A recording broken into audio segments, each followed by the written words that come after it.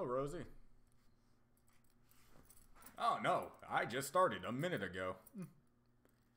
It usually takes about a minute or 3 for people to start showing up, and that's still very much a thing. And this is my first live stream I've done with my new computer. So let's see if it's the computer that's great, or if it is, in fact, my internet for some reason.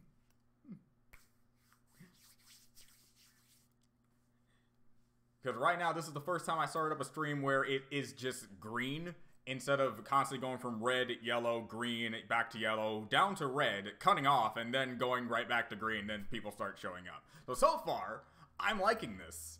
I love having a computer that actually does what I tell it to do, because, you know, I pay a lot of money for it. So anyway, this live stream is mostly just supposed to talk about the latest, the first death battle of this season, and anything else that we want to talk about. Is that the record settings? Like record? Like what do you mean?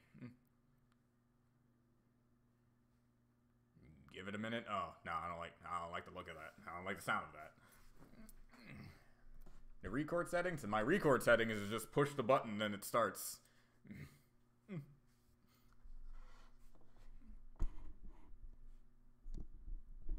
Are y'all saying y'all can't hear me or something? Because that's important to know. A part of me wanted him to win too, but then I remembered how much I loved Static Shock as a kid and didn't know what he's like now. I completely forgot of his existence until like a part of it came up. I think it was like a month when I was first doing my internship, where we were just going back and forth and saying there was one person I wanted at a death battle. It would be Static Shock, because one of the things I like about death battle is characters that haven't been known for a long time coming back into the spotlight and getting more recognition because of death battle bringing them into a light.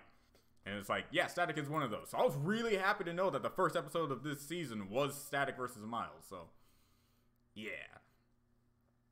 Oh, for starting a live stream, that's just it. I just put in my Steam key, and that's about it. There is no other settings that I can really give you.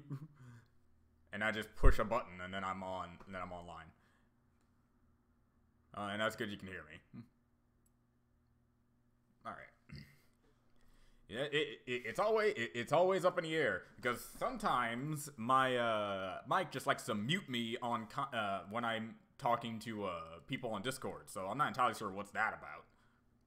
He's more of a spotlight like Miles got. Spider-Verse was awesome. Yeah, and the fact that Static back in the day was like a lot of people's childhoods, you could say, and he was literally the first black superhero that I got to see on the screen. And I got to see him so young that I actually thought black superheroes were so common, to the point where I'm kind of bewildered that T'Challa, aka Black Panther, got so popular because, hey, it's the first black superhero film. No, there have been plenty of black superheroes that I remember back in my day growing up that had way more recognition. I didn't even know about Black Panther until Marvel's movie came out, to tell you the absolute truth. And don't even get me started about the Green Lantern that was in the DC show. Like, he was literally one of the second most black known superhero that I've known. So it's like, plus he was Green Lantern, one of my favorite types of superheroes. So I was like, okay. I'm just happy Static got back into the fray and got to fight Miles, because Miles got a resurgence in popularity because thanks to Spider-Verse, that actually made him a character. I never got to know Blade. That's just it. I never got to know Blade. I'm not going to deny. When people say first black superhero this, first black superhero that, it's like, I know Blade existed. I never got to watch any of his movies. I remember playing as him once by getting him in a claw machine in one of the Marvel games. But like, when it comes to recognition of myself, it was Static and the Green Lantern. But yeah, Blade was also in the past. So again, when it comes to T'Challa and Black Panther, I still to this day I'm like, why are you getting so much recognition? There have been plenty of before you. I wonder why they finally decided to make songs for their death battles instead of just having orchestrated music. They've always had songs. From what I got to talk to them about, that sometimes it's just not fitting. Sometimes every single song in every death battle since I believe season 5 or 4, I forget, or earlier than that, they've always been making original music. It's just, you're talking about like with lyrics, like the last lyrical things they had that comes off the top of my head is Might Might and Might Might, this fight, and the fight between Darkseid and Thanos. So it's not like they don't want to, it's just sometimes the need calls for just orchestrated music.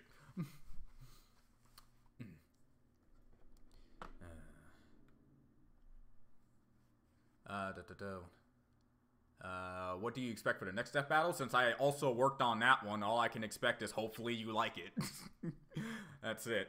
Sindel versus Black Canary is going to be the next Death Battle. Since there's a preview for it, it's not wrong for me to say that. The next Death Battle is just, that's just it. I tried to have fun with it, and I did. Just hopefully things get it. I will say there is maybe one error that people might point out a little bit, but I don't think it'll be that bad, to tell you the truth. But that's it. That's all I gotta say.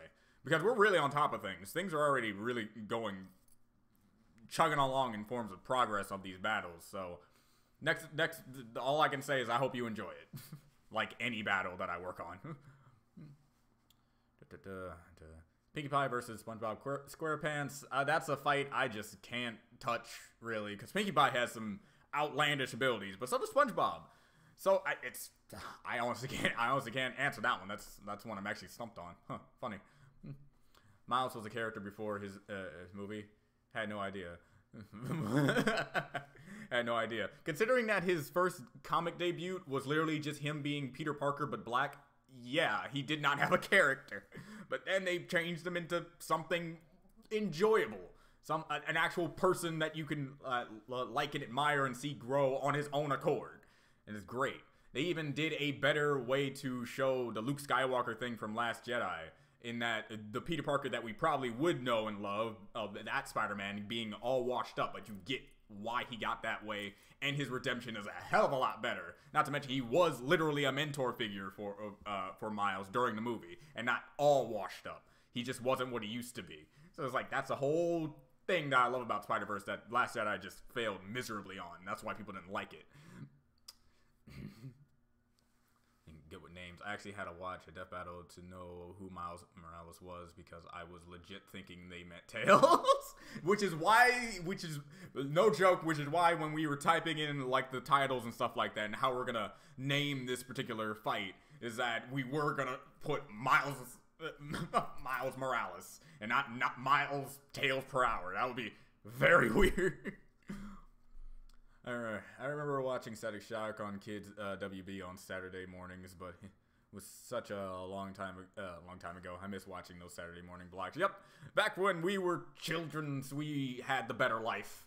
Nowadays, it's just Rick and Morty's and BoJack Horseman. All good shows in their own right, but kids nowadays are probably taking things a little too far in forms of their entertainment.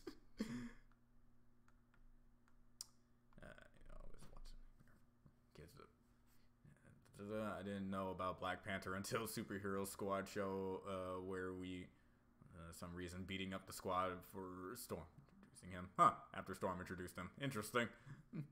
You worked on that DBB? Wait, you work on DB? It's funny because I know a lot of people don't watch, like, all the people who subscribe to me don't watch every single video I do where I mention these sort of things. And I'm really, I always get like this whenever any new person finds out, yeah, I work at Rooster Teeth and I work on Death Battle and I work on a majority of the fights nowadays. I think I worked on a lot of fights. I'm not going to give an actual number because I think I'm going a little too far into the territory of saying what I'm not supposed to say. But yeah, I worked on this battle. I loved every moment of it. And all I got to say, without going deep into it, go on my DeviantArt. I'm not going to say it on screen, but go to my DeviantArt page and you'll know exactly what I'm talking about in forms of how I do things and how my process works. I'm still waiting on Applejack to be in DB too. I'm not entirely sure when we're ever going to do another MLP character. I know I'm going to be on that like white on rice as soon as it comes out, even though I'm not meant to for some reason. I'm definitely going to storyboard that thing. Because one thing that the Death Battle guys have said is that they really need to make sure that whenever they're doing a battle, they're representing the character properly.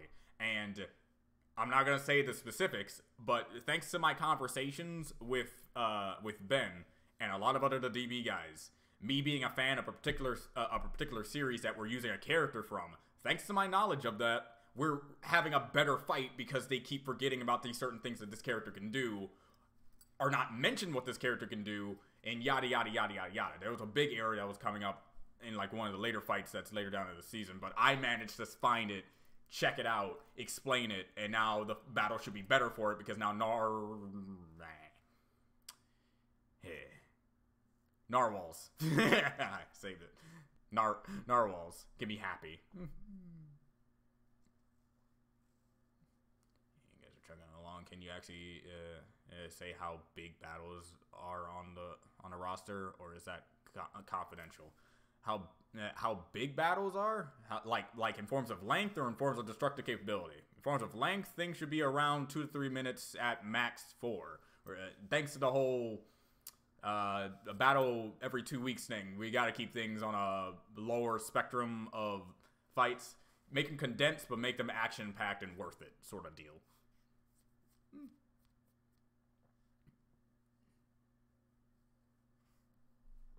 When I saw watching the episode, all I saw was good kid versus good kid.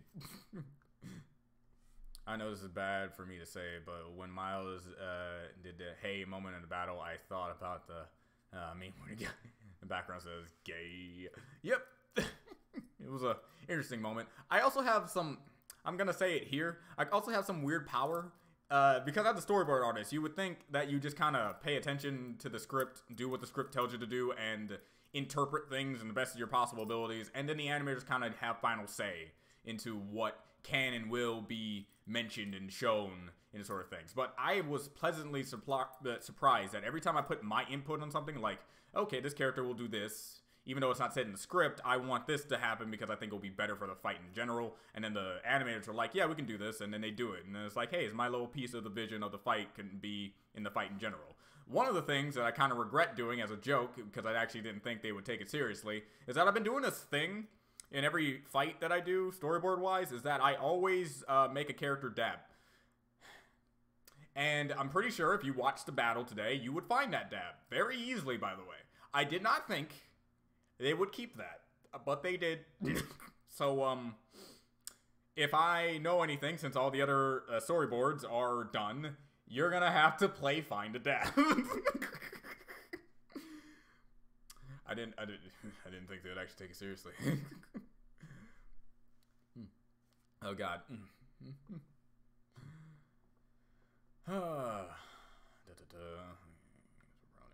Pretty sure I memed. I was reserved for Deadpool. Excited. Are they finally going to do Danny Phantom versus Jake Long? I'm not sure. I heard that Danny was in the works, but I think it got canceled, to tell you the truth. That's all I can say. I wouldn't know what like his combatant would be, but I know his name was brought up, but I think that's either going to be next season or something else. But right now, no real word I can give that I can give wholeheartedly to tell you.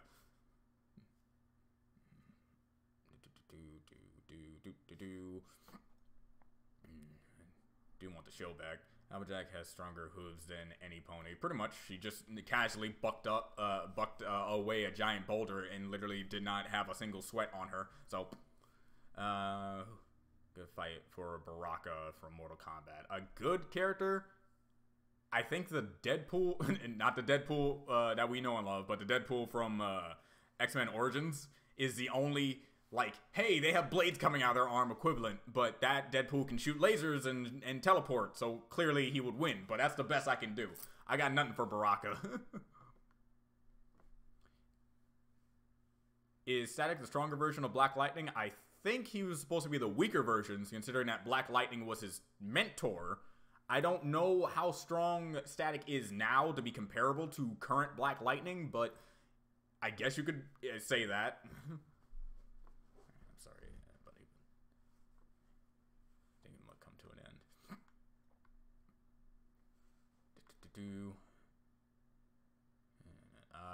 Meant how many big ideas, but thanks for giving us that insight. Oh, big ideas? It all depends on what you mean by big ideas. Are you looking for, hey, these are the most requested death battles that we've been having for a long time, so we're finally doing it? Or are you talking about death battles that you wouldn't expect to see because of their kind of like niche-ate of the characters versus another character? Because I remember correctly, people really wanted Deku from My Hero Academia to fight Miles instead of Static. And they didn't even think of Static, but we found so many reasons for Static to fight Miles that we knew we had to have Static fight Miles. So that's how that goes. So what do you mean by big ideas? Because I don't know. I like some of the fights that we're doing. I think 3 of the fights that we're doing are fights that I, for one, thought we would never do. So there's that for your brain to process. And that's just me. That's just John's input.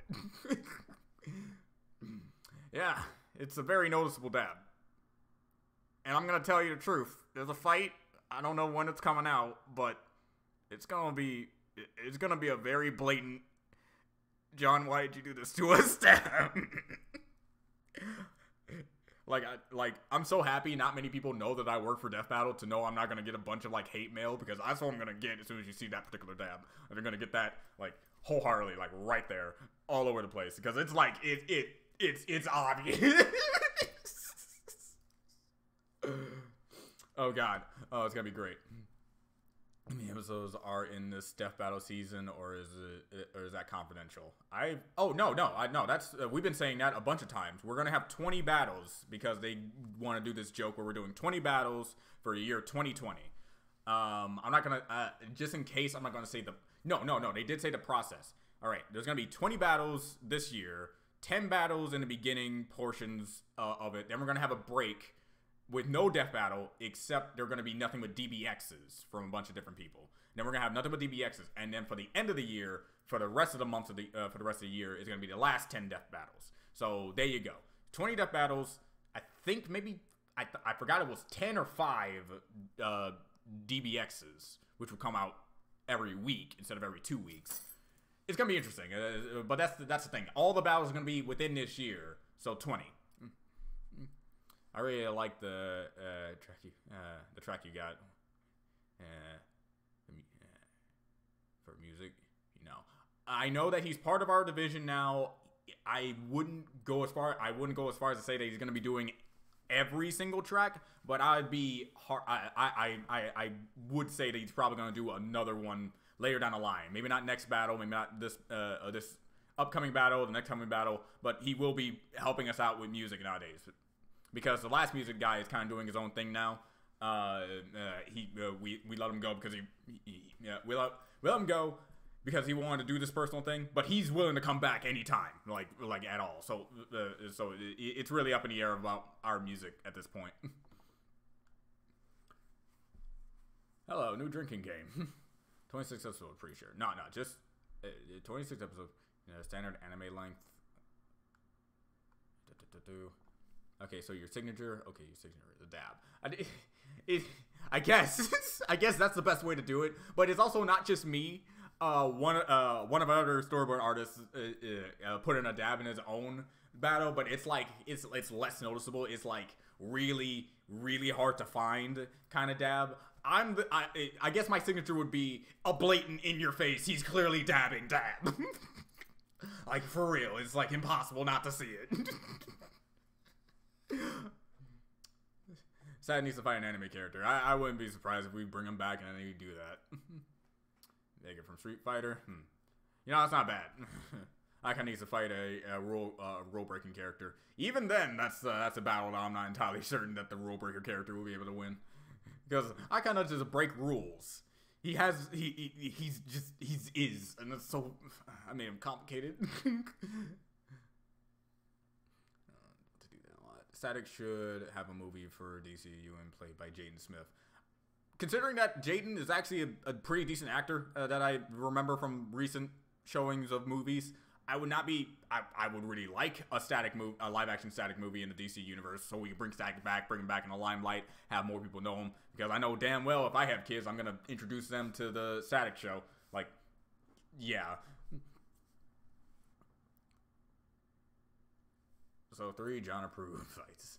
It's like approve is a very hard way to put it. It's not to say I don't like these battles. It's more of like I never expected us to do it.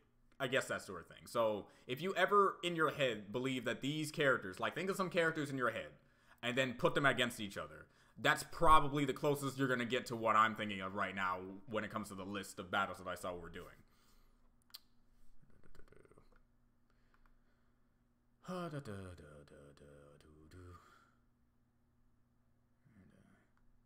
Static should fight Electro in DBX.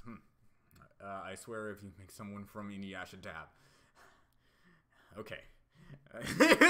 Don't worry.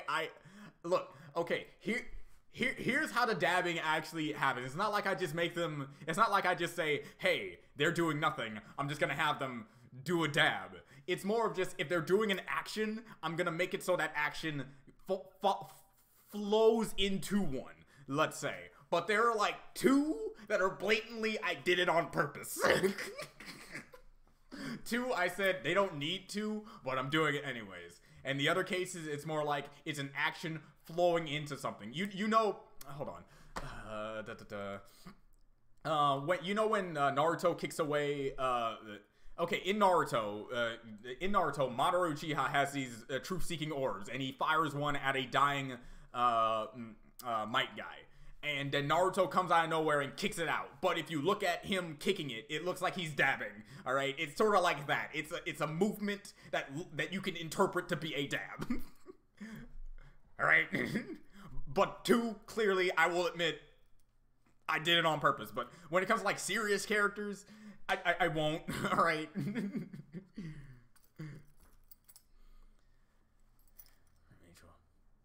Ever been suggested? I'm pretty sure it's been suggested, but never thought about in a sense of we know who could go up against her.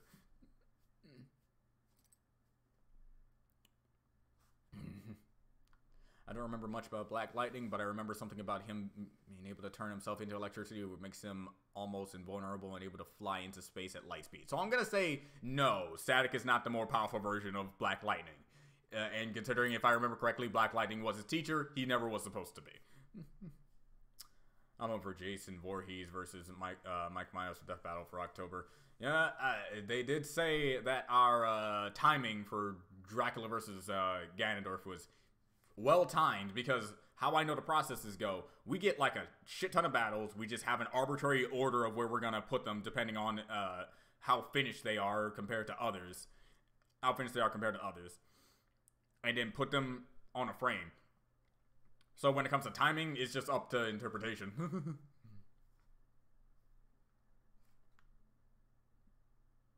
Batman Beyond should also have a live movie. I see a Mandy versus Puka DBX. Like Mandy from Grim Adventures versus Puka from Puka DBX. Alright, are you talking like the ultimate good versus the ultimate evil? The one who smiles almost all the time and the one who doesn't? That's an interesting comparison to one time they fight each other, I can say that much. In person. They're really chill. DB crew and meeting them in person. When I met them randomly at my job over at Kurosushi, they were just nicest bunch I've ever met. At least in forms of internet personalities that I got to have the luxury to actually see. Versus Boris Johnson. Who's next? Deadshot versus Widowmaker for DBX. Hello, DJ Thunderheart. How are you doing? More people. Well, girls are of ultimate power, but on opposite sides. They gotta fight. I understand. I get you. And for a DBX, it'll make more sense to give them things that they probably shouldn't have. Like, I don't know, Mandy getting like Grim Scythe or something like that. Because she needs a weapon. I said want Wiz versus Boomstick. They said like a bunch of times that they're planning to make that the season finale of the final season of Death Battle. So whenever I'm working there and then I see in the list that we're going to have Wiz versus Boomstick, I know that's probably my final year at working at Death Battle. Because that's how it's supposed to, that's apparently how it's going to be. Would you want Sans? It's not like we're against having Sans. It's just that who the f do we have them fight? Bill Cipher versus Radio Demon. At least someone didn't say Bill versus Discord. It's something better. Here's the thing about the Radio Demon. One, we don't know that much about him. We just know he's one of the more powerful demons in all of hell, and his distortion abilities are impressive, but he hasn't done anything as impressive as one-shotting a time baby, which is actually just an abstract concept of an entire time space. So we gotta wait for Radio Demon to get a little bit more feats under his belt before we want to throw him at Bill. How about Ultron versus Megatron DBX? That sounds like a good one. I'm pretty sure they have all the lists done. I know a few of them that we're doing, but not to the point where I can say that suggestions are not still on the table. More in depth with Hazbin Hotel, we need it. Definitely. Because I definitely want a Hazbin Hotel character in Death Battle, because one, we really need to branch out more to the market of fan-made characters, because I thought that would be like really fun, but very sketchy. At least it'll help with copyright, especially if we get the people's actual permission, since they're much easier to get a hold of than actual companies that own these characters. Wimplo versus Abio, Bruce Lee guy from Puka. Oh, Abio. I did have sit-ups and half push-ups with a 3-minute version of Fire Zone. He has my timer. Huh. I need to actually remember. Hold on.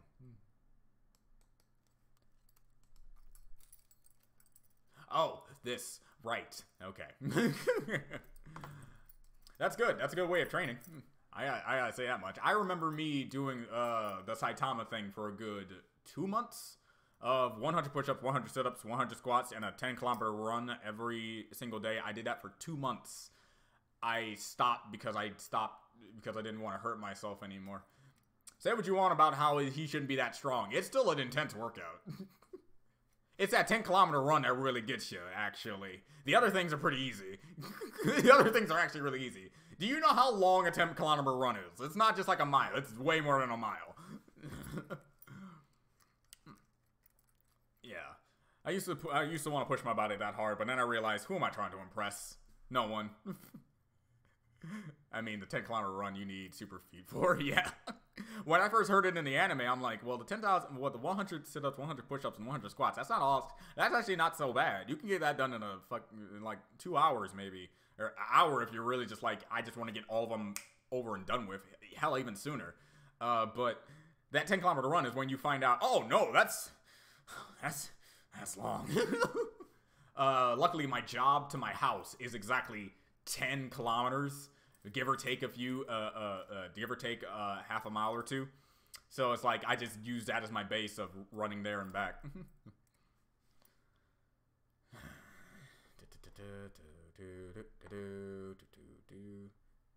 Yes, I work on Death Battle. I am a storyboard artist, meaning that anytime you see characters do particular things that go that a script cannot define without just saying blatantly something.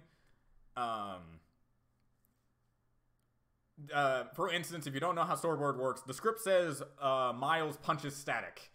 I, as a storyboard artist, need to decide whether it's a right hook, left hook, uppercut, jab, or another sort of things like that. And the animator follows my lead, basically. And if it's something they can't do because sprites are not calling for it, something like that, I need to rephrase it because it's my job to make it so their jobs are easier. Let's say that front. So let's say Miles does the shoulder touch, the static, and then knocks him away. I, as a storyboard artist, can make the pose that he has after the shock is done to be a dab. I have too much power. Too much power.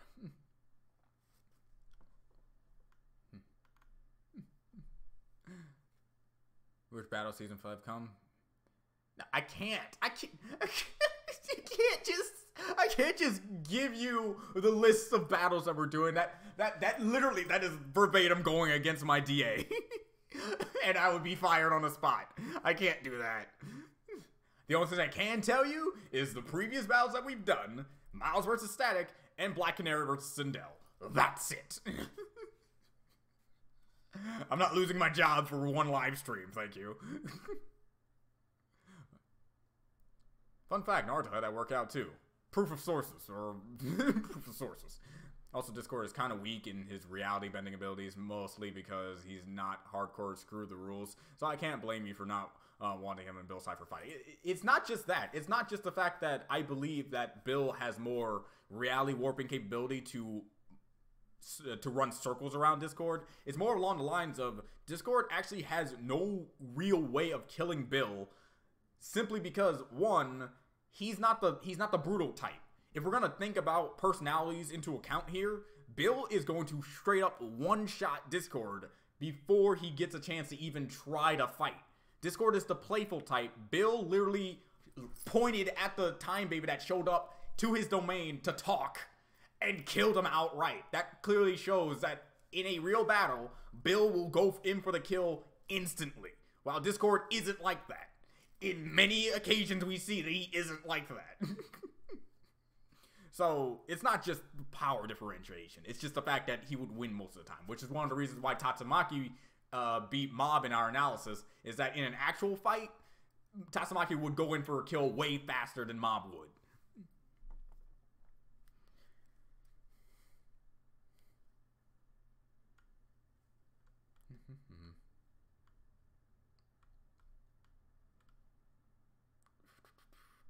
How are you working on that? Okay, I want to see Power Ranger episode. No mechas, just the Ranger. Sooner or later, we'll finally do that. Because if it's one thing I gotta say, yeah, for all the times the Power Rangers lost, it would be more fun and interesting to actually get them out of their Zord. But then it comes to the consensus of, what if they get into a fight that they're probably gonna lose against a person, and then we're gonna get the comments of saying, why didn't he just summon his Zord? And then be like, you see, he killed him before he can call it? I don't know. But then again, it is stated in Power Ranger lore that they can't call the Zord unless it's necessary. AKA, if a Ranger cannot beat a grounded foe, then that Ranger is a bad Ranger, and they do not deserve to get the Zord, because the Zord is only meant for giant foes. I think they explained that in lore. So, sooner or later we'll finally be able to do that. Not entirely sure. And to pass the PT test, if I actually make it, I need to run 2 miles in like 18 minutes. 2 miles in 18 minutes. Don't be like me. Don't be like me, DJ. Do not be like me. I think I remember telling this at one point in time, but I'll say it again. During PT, at my school, I wanted to just run, and we had like a little arrangement of getting down a mile in like 4 minutes or something like that. I got it down in 4 minutes and 12 seconds. And I nearly died. So yes, please, for the love of Christ, pace yourself. Take it from this idiot. Are you thinking of being a Twitch streamer if YouTube keeps messing up? Maybe. I mean, sure. I'm waiting right now. It's not like I'm not. I'm not harping on money right now. I'm pretty good when it comes to money right now, but I'm gonna wait a little bit until I get some extra money before I start paying for like the expansion Kingdom Hearts Remind DLC, because I am gonna be streaming that whenever I actually get it, because I definitely want to play that eventually. So I'm debating on the reason why I'm saying it like that is because I'm debating on whether or not streaming it on Twitch will be better, considering that all of my previous episodes of my Kingdom Hearts Let's Plays have been copyright claimed in forms of, hey, this is stupid. Anyway, so yeah, who knows? I might move over to Twitch. I'm not gonna move over to Twitch, but I'm probably gonna do things I know that's gonna get more problems than most on YouTube.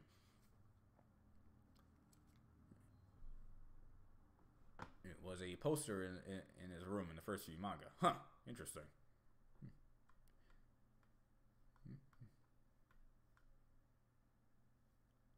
I'm about to lose 20K bonus because I can't pass the OPAT test. Oh, man. That's... What? Dude, you don't know how much... you don't know what I do with that kind of money. That battle doing some obvious battles. Meanwhile, I'm wondering Drake versus Josh.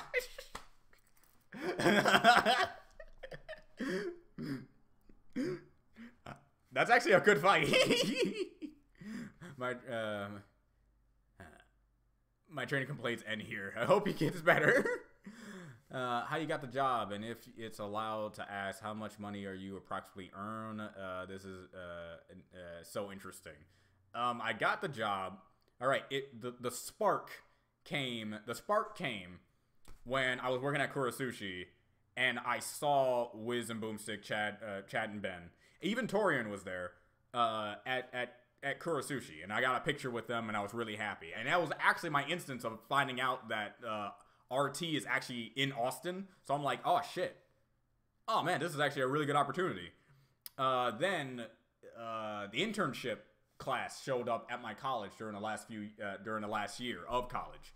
And the internship, get this, isn't a class where you learn the ins and outs and trying to get an internship during the class. The class is literally, you have to already be in an internship for that class to be done. And they never mention this to anybody. So literally every single time you show up to that class, you get like a bunch of people, and then as soon as he says, all right, who's here in an internship? 85% of the people walk out because they weren't told this beforehand. And it takes a shit long time to get in an intern with something, because it takes a lot of emails, a lot of rejections, one approval, that approval to then show up after a month or so. That needs to be better communicated. I hope you're listening to me, college. Do that shit better. That is annoying. We're paying for these classes, and getting them pushed over to next month sucks ass. Anyway, my little rant aside, after that happened, I started looking all over the place for internships, and I definitely wanted to get into our Rooster Teeth. Then I took the job for like a 3D animator, and I'm like, I suck at 3D animation, but I need some type of internship, and this is the place I want to go. Let's do it. I did the interview process. Luckily, they actually saw me and wanted my potential. Looked at my art station. Looked at my potential, and after we got done with the interview, I told them, and they saw all that behind me, all my sketchbooks and stuff. They saw that I really love to fucking draw, and they also saw my YouTube channel and saw the animations I did with the Ruby characters and stuff like that, and all that other stuff I did. That you can find on my animations playlist. And they saw that I would be much better suited as a storyboard artist. So then they put me on the first battle, being Sasuke versus Hiei, back when we were still in that season.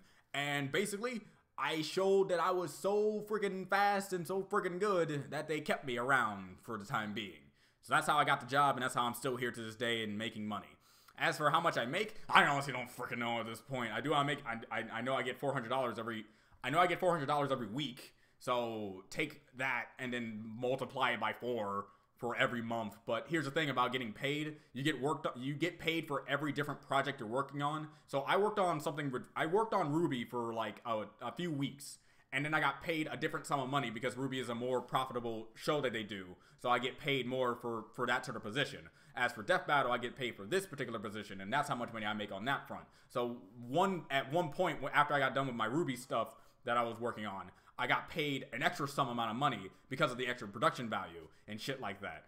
As I'm also now working on the newest season of Red vs. Blue, so I don't know what money aspects I'm going to be getting from that front, but all I can say is the money varies, but right now I'm making a shit ton of money to the point where I never have to worry about financial situations ever again. So there's that for you.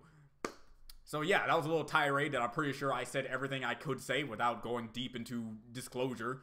Because disclosure has nothing to do with how much you get paid at a job. It just has everything to do with what the job is producing, and if what they're producing is not meant to be known by the public at that point, I'm not supposed to be saying that shit. So, yeah. Hopefully that answered your question. Wait, I got it. Discord literally was defeated because he was playful. He got one shot by Starlight. Are we gonna forget about that?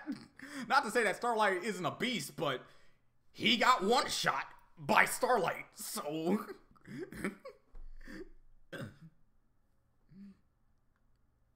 Who do you think could fight Guyver? Hold on. Oh, this guy. Have no clue. Maybe...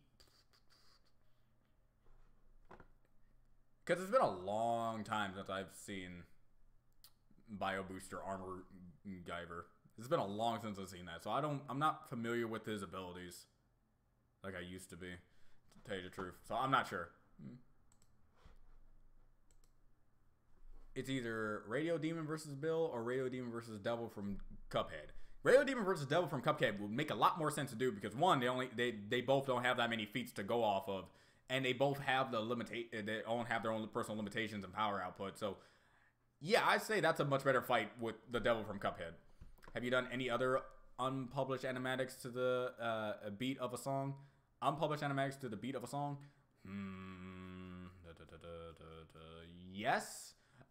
Every time I get done with an animatic, every time I get done with a storyboard on a fight, I always mash it together and then put Yusei Run over it. And yep, it goes with it went with every single fight. Every single one. Not a single fight that I did not go well with Yusei Run when you put it in animatic format. I shit you not.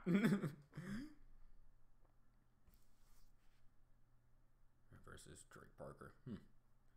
I have an important question. Have you been watching The Loud House since your last reaction to the show? I remember watching a few episodes, but due to my scheduling and how Rooster Teeth have been taking up most of my week, this is my schedule nowadays. It's wake up, go to work, go to sleep, for 5 days, and on Saturday work on something on my new work on my story. On Sunday, D&D with my friends. So not much really. But that just goes to show with every single show I have not watched. The last thing I was able to binge watch, like a show wise, was oh,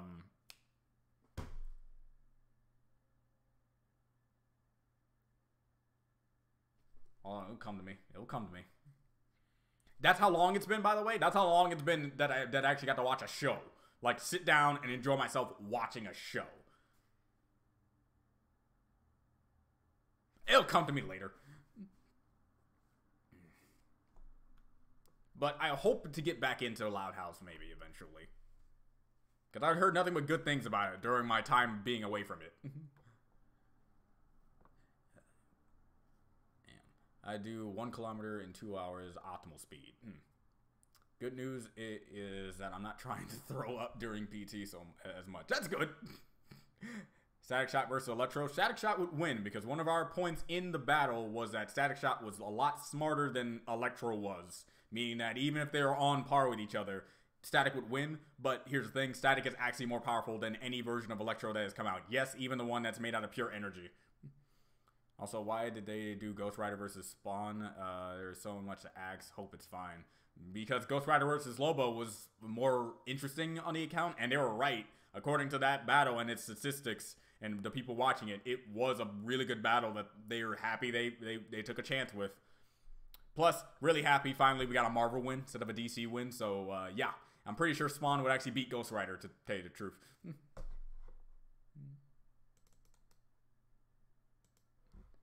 Spawn.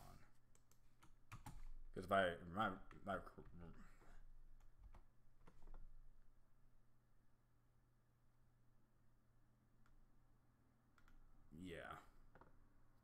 Yeah. You're thinking too small. It should be Drake and Josh versus Zack and Cody. Killer Intent Frisk versus Chris Arazo and Susie. Both parties only have one shot at this battle. Otherwise, it is an infinite struggle. Although I do believe Frisk has more determination than Kreia. I'm gonna guess you meant Chris there. Yes, I do believe that also, and I do believe that if Frisk with Killer Intent, aka Chara, would fight the three, they would lose. Like Jevil was playing with them. That's the problem. Like that's the whole thing. That's the whole difference between Jevil and Kara in that fight. It would just be that Jevil was never really trying to kill them. He was playing a game. But Kara would actively try to kill them. So it's very hard to say if they would win. It's time for a death battle. Yikes. Is it possible that you ever will show up in a death battle cast? The chances of me showing up in a death battle cast is slim to none. Because when it comes to death battle cast, you gotta have the face of recognition. You could say I'm not saying that they're not having me in there because I'm unrecognizable and I'm a person that would bring no people to the table. It's more along the lines that I have not shown that I'm able to hold up a conversation. You could say the reason why they do Death Battle Cast with people that they know, hung out with, friends, and are friends with, is because they know they can bounce off these people, and I understand that completely. Because I do not want to be on a Death Battle Cast and just sit there like a lump on a log and not contributing anything to any of their conversations. So the possibilities of me getting into a Death Battle Cast only are apparent if I worked on something so much that they need to have my input on it in the beginning segment of the Death Battle Cast in general. If that doesn't come, I'm not going to be on a Death Battle Cast. But I want to be. It's not like I don't want to be. But I see why I'm probably not going to be invited anytime soon. And I'm also fine with that. I can't believe versus Yozora. You know, Grim Adventures of Billy and Mandy? That Grim. Yes. Yes. Sooner or later we can put that type of Grim in here. Maybe, hopefully. But we're probably going to have to give him Billy and Mandy and then have another, like, 3-person group fight. Because it would be very weird just to have Grim. Like, just Grim. Weird pick, but I would like American Dragon Jake Long in a death battle. I would like him too. I would like American Dragon Jake Long, Juniper Lee, Kim Possible, Danny Phantom, and a bunch of other people from my childhood to come together in a death battle against something. John for the animated series in death battle. Jackie Chan. In short, a good amount. In short, a good amount. I'm probably gonna need a lot. It's just result. How much people does it take to produce a Death Battle episode? How many people does it take to, on average, to produce a Death Battle episode? I'd say about 8. 8 on the top of my head, but there's probably more because I'm only thinking about the people that I'm working with, which is around 8 people that do particular things. But then you have the sound design guys, the music guys, the people who do editing, you have so many other people that just I have not met because they're in whole other departments. So more than 12, I can say.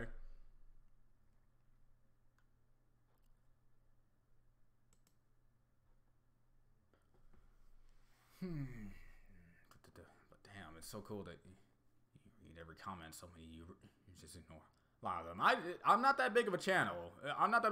So I see no reason as to why I shouldn't read all the comments that I get. The only problem is I know that I'm like miles away from the bottom of the screen, so a lot of people's questions and stuff are not going to get answered until I finally get down there. So if you're looking at this now, no, it's not a long buffer. It's just me taking a long ass time getting to the bottom there. The Rubyverse versus Undertaleverse. The Rubyverse would get absolutely shit stomped by the Undertaleverse only because Sans and Char are there. And Azrael. So, yeah. The only person that would even put up that much of a fight is Salem because it's very plausible that she can tank a lot of things. But then you put Sans in the picture and thus making so that Salem literally loses when Sans comes into the picture. But I like the idea. Best battles, Drake and Josh versus Sam Bucket.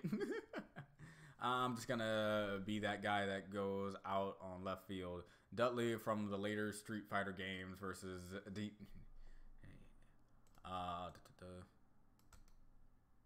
like I know Ippo, but it's like, oh, him. Yeah, that's extremely out of left field where I can never see us doing that.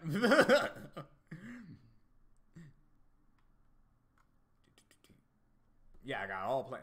You got it all planned now, apparently. I think a lot.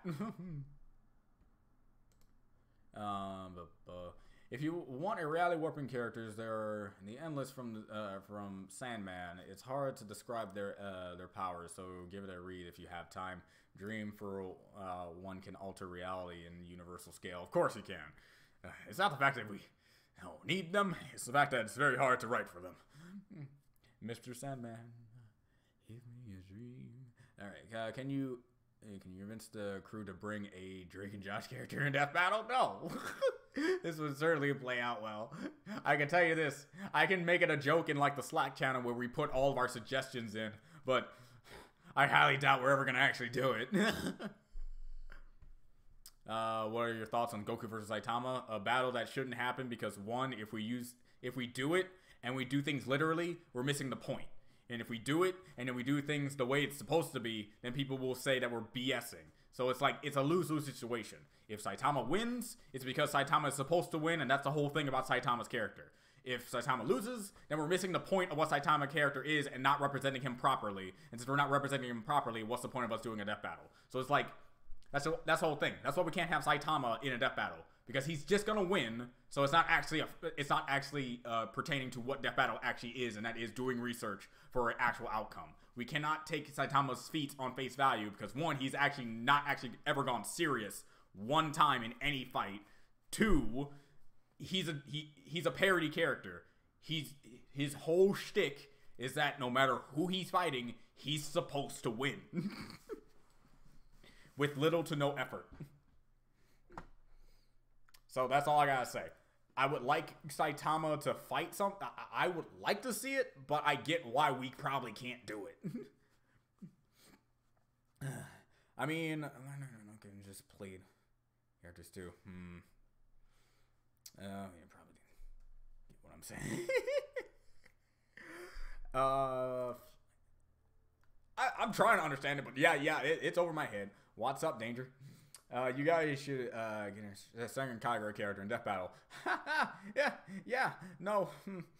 I've been trying to get Ryuko Matoi in fucking Death Battle for a while, and still no dice. Primarily because Ryuko is not censor friendly. Because here's the thing: you can murder, decapitate, rip the guts out, burn, annihilate anyone you want, but as soon as you show a tit,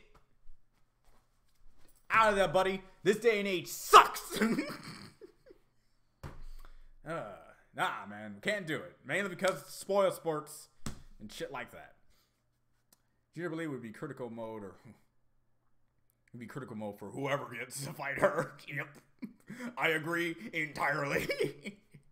I think I'm going to talk about something else. Okay. How much does it cost to produce an episode like Miles vs. Static? I don't know.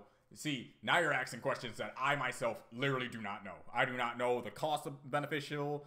Is like, I don't know if the cost is pertaining to the people that, one is the cost pertains to the people that they work for, the assets that we need to make, stuff like that, the programs we use. So for me, my services and how long it took for me to work on Miles vs. Static, $450.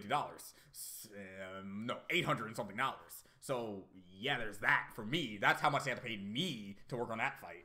But, I don't know. How much does it cost? What is your opinion about people who say that Death Battle is making too many DC versus Marvel matchups? I agree that we are making way too many DC versus Marvel matchups. I will counter their argument with, what else are we supposed to do? Because, one, DC versus Marvel characters are like the norm. And it's obvious that we need to do those because there are a lot of DC/Marvel equivalents that can go against each other in proper fashions. Many of which have been stated multiple times throughout the course of many seasons to be requested, to the point where it's way more than any other battle suggestion that we've ever gotten. And finally, what else would we do? Like, what else would we do? It's like, all right, instead of Miles versus Static, we do Miles versus Deku. Do Miles versus Deku. Even though the only thing that makes Miles and Deku remotely similar in each other is that Miles got All Might. Miles got old Spider-Man, and Deku has All Might. But when it comes to her powers, abilities, and overall meaning and goal in life, completely and utterly fabricated. Plus, they're young, so it's like. There are other examples I can give, but I agree. We are doing way too many DC versus Marvel stuff, and I'm really happy that some of the battles that I got to see, they're doing their best to try not to do that anymore. But I will not say that we're not deviating from that. There will be more. There will be more. If you didn't have a job or at Death Battle and one day Hasbro offered you an internship to do storyboarding on MLP Generation 5, would you take that internship? Fuck yeah. I mean, one, I would need a job because, well, I need to survive, and paying for this apartment isn't what I like to call cheap. And two, it's a good show, and I really would like to help in any way I can.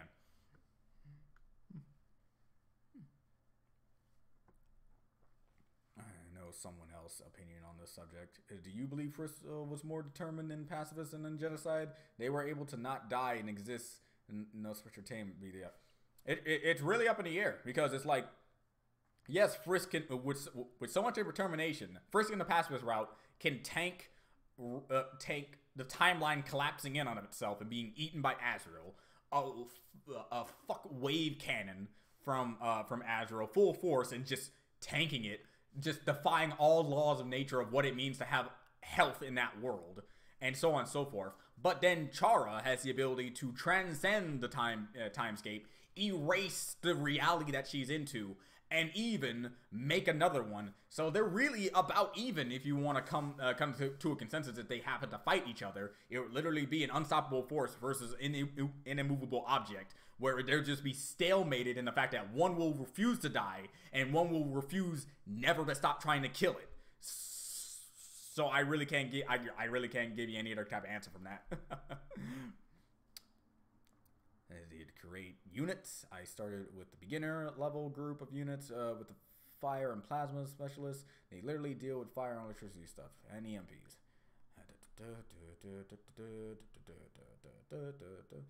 Will the timer ever show up in DB like fighting Koro Sensei? I honestly cannot tell you the truth, man. I've heard people say we're never going to do Saitama. I heard people say that we could do Saitama, but with some severe limitations. So we'll see what happens. We'll never get into Death Battle because they're not good. They're not for good boys and girls. DB is for good boys and girls. Then I thought of a OP unit, absorbs infinite force and power of that kind, and fires it as a beam as a double power. I was legit under the impression that if most OP unit ever, Yazy shows up and makes a unit of her own, literally obliterates my OP unit. And when Marvel does a non-DC episode, they'll have a higher chance of losing. Yeah, that's true. Because here's the thing, if Deku fought Miles, Deku would utterly annihilate Miles with no actual difficulty whatsoever. Granted, I could say probably the same thing when it comes to Static, but more so on Deku's end. Because I kept up with the manga. I'm currently know what Deku can do. And Deku would literally finger flick Miles out of existence. Spire Sense or not, he's not going to be able to dodge that all the same. So, yeah, it doesn't really matter. Miles was actually meant to lose on both his fight suggestions, to tell you the truth. But that's just me. If anyone wants to argue for Miles' favor on how he can beat Deku, and don't mind spoilers, feel free. So I had to go back to the drawing board. Then I made so OP even Icon. Icon would shiver. Try him. Try him. Try me. Really. You think you made an OP unit that's more OP than Icon? Icon. The guy who literally breaks all things known to that is. And I'm not talking like reality. I'm not talking about time. I'm not talking about space. I'm talking about what is. If it is, it doesn't. For him. That's just it.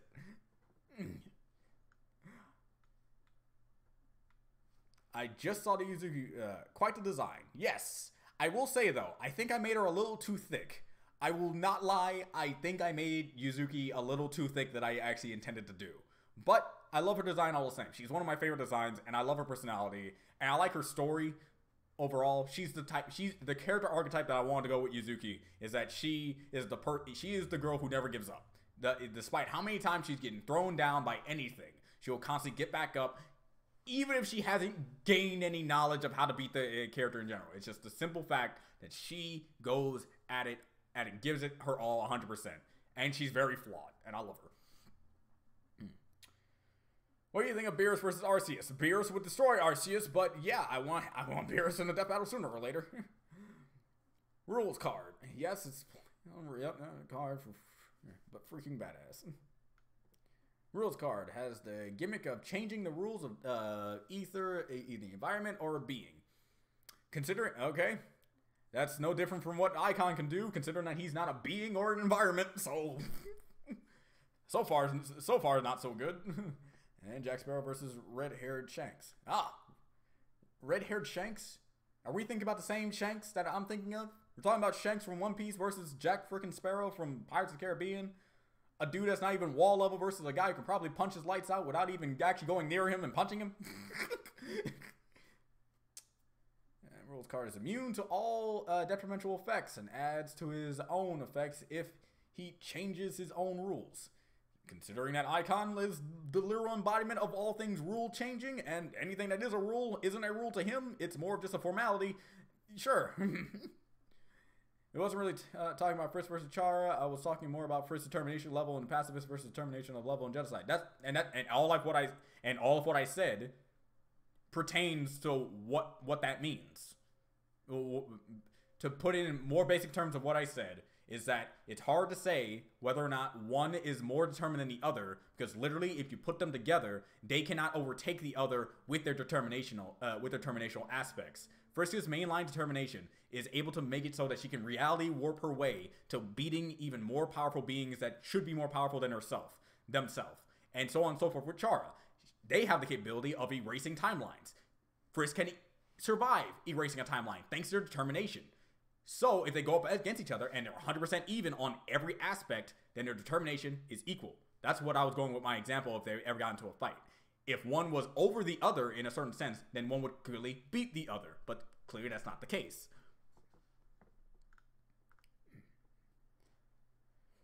What was the most brutal death? Captain America? The most brutal death was definitely Ganondorf. Ganondorf versus Dracula? Dude literally ripped him in half and started to drink his blood from his bleeding body.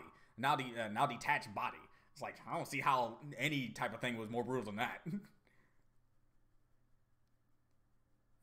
not see Coke versus Pepsi. Coke would definitely win, because Coke always wins.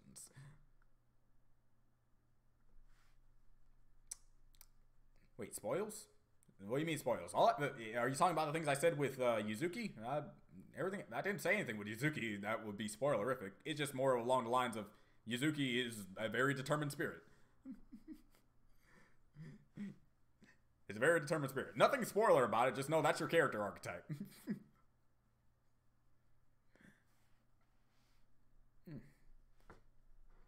Sometimes. I will say, Rules card was made to be unobliteratable. All right, unobliteratable. How does he feel about not existing to begin with because a beginning has never actually occurred for him? Does that count?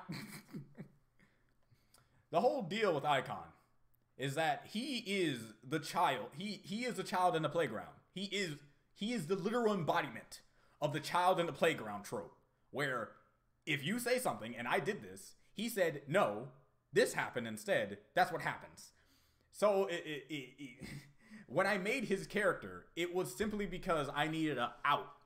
I needed an out whenever I made a mistake in my story. He is the embodiment of, if I made a plot hole accidentally, Icon will take care of it for me. Because in story context, Icon is the writer of an entire universal reality-bending story and creates realities himself as a story writer, give or take.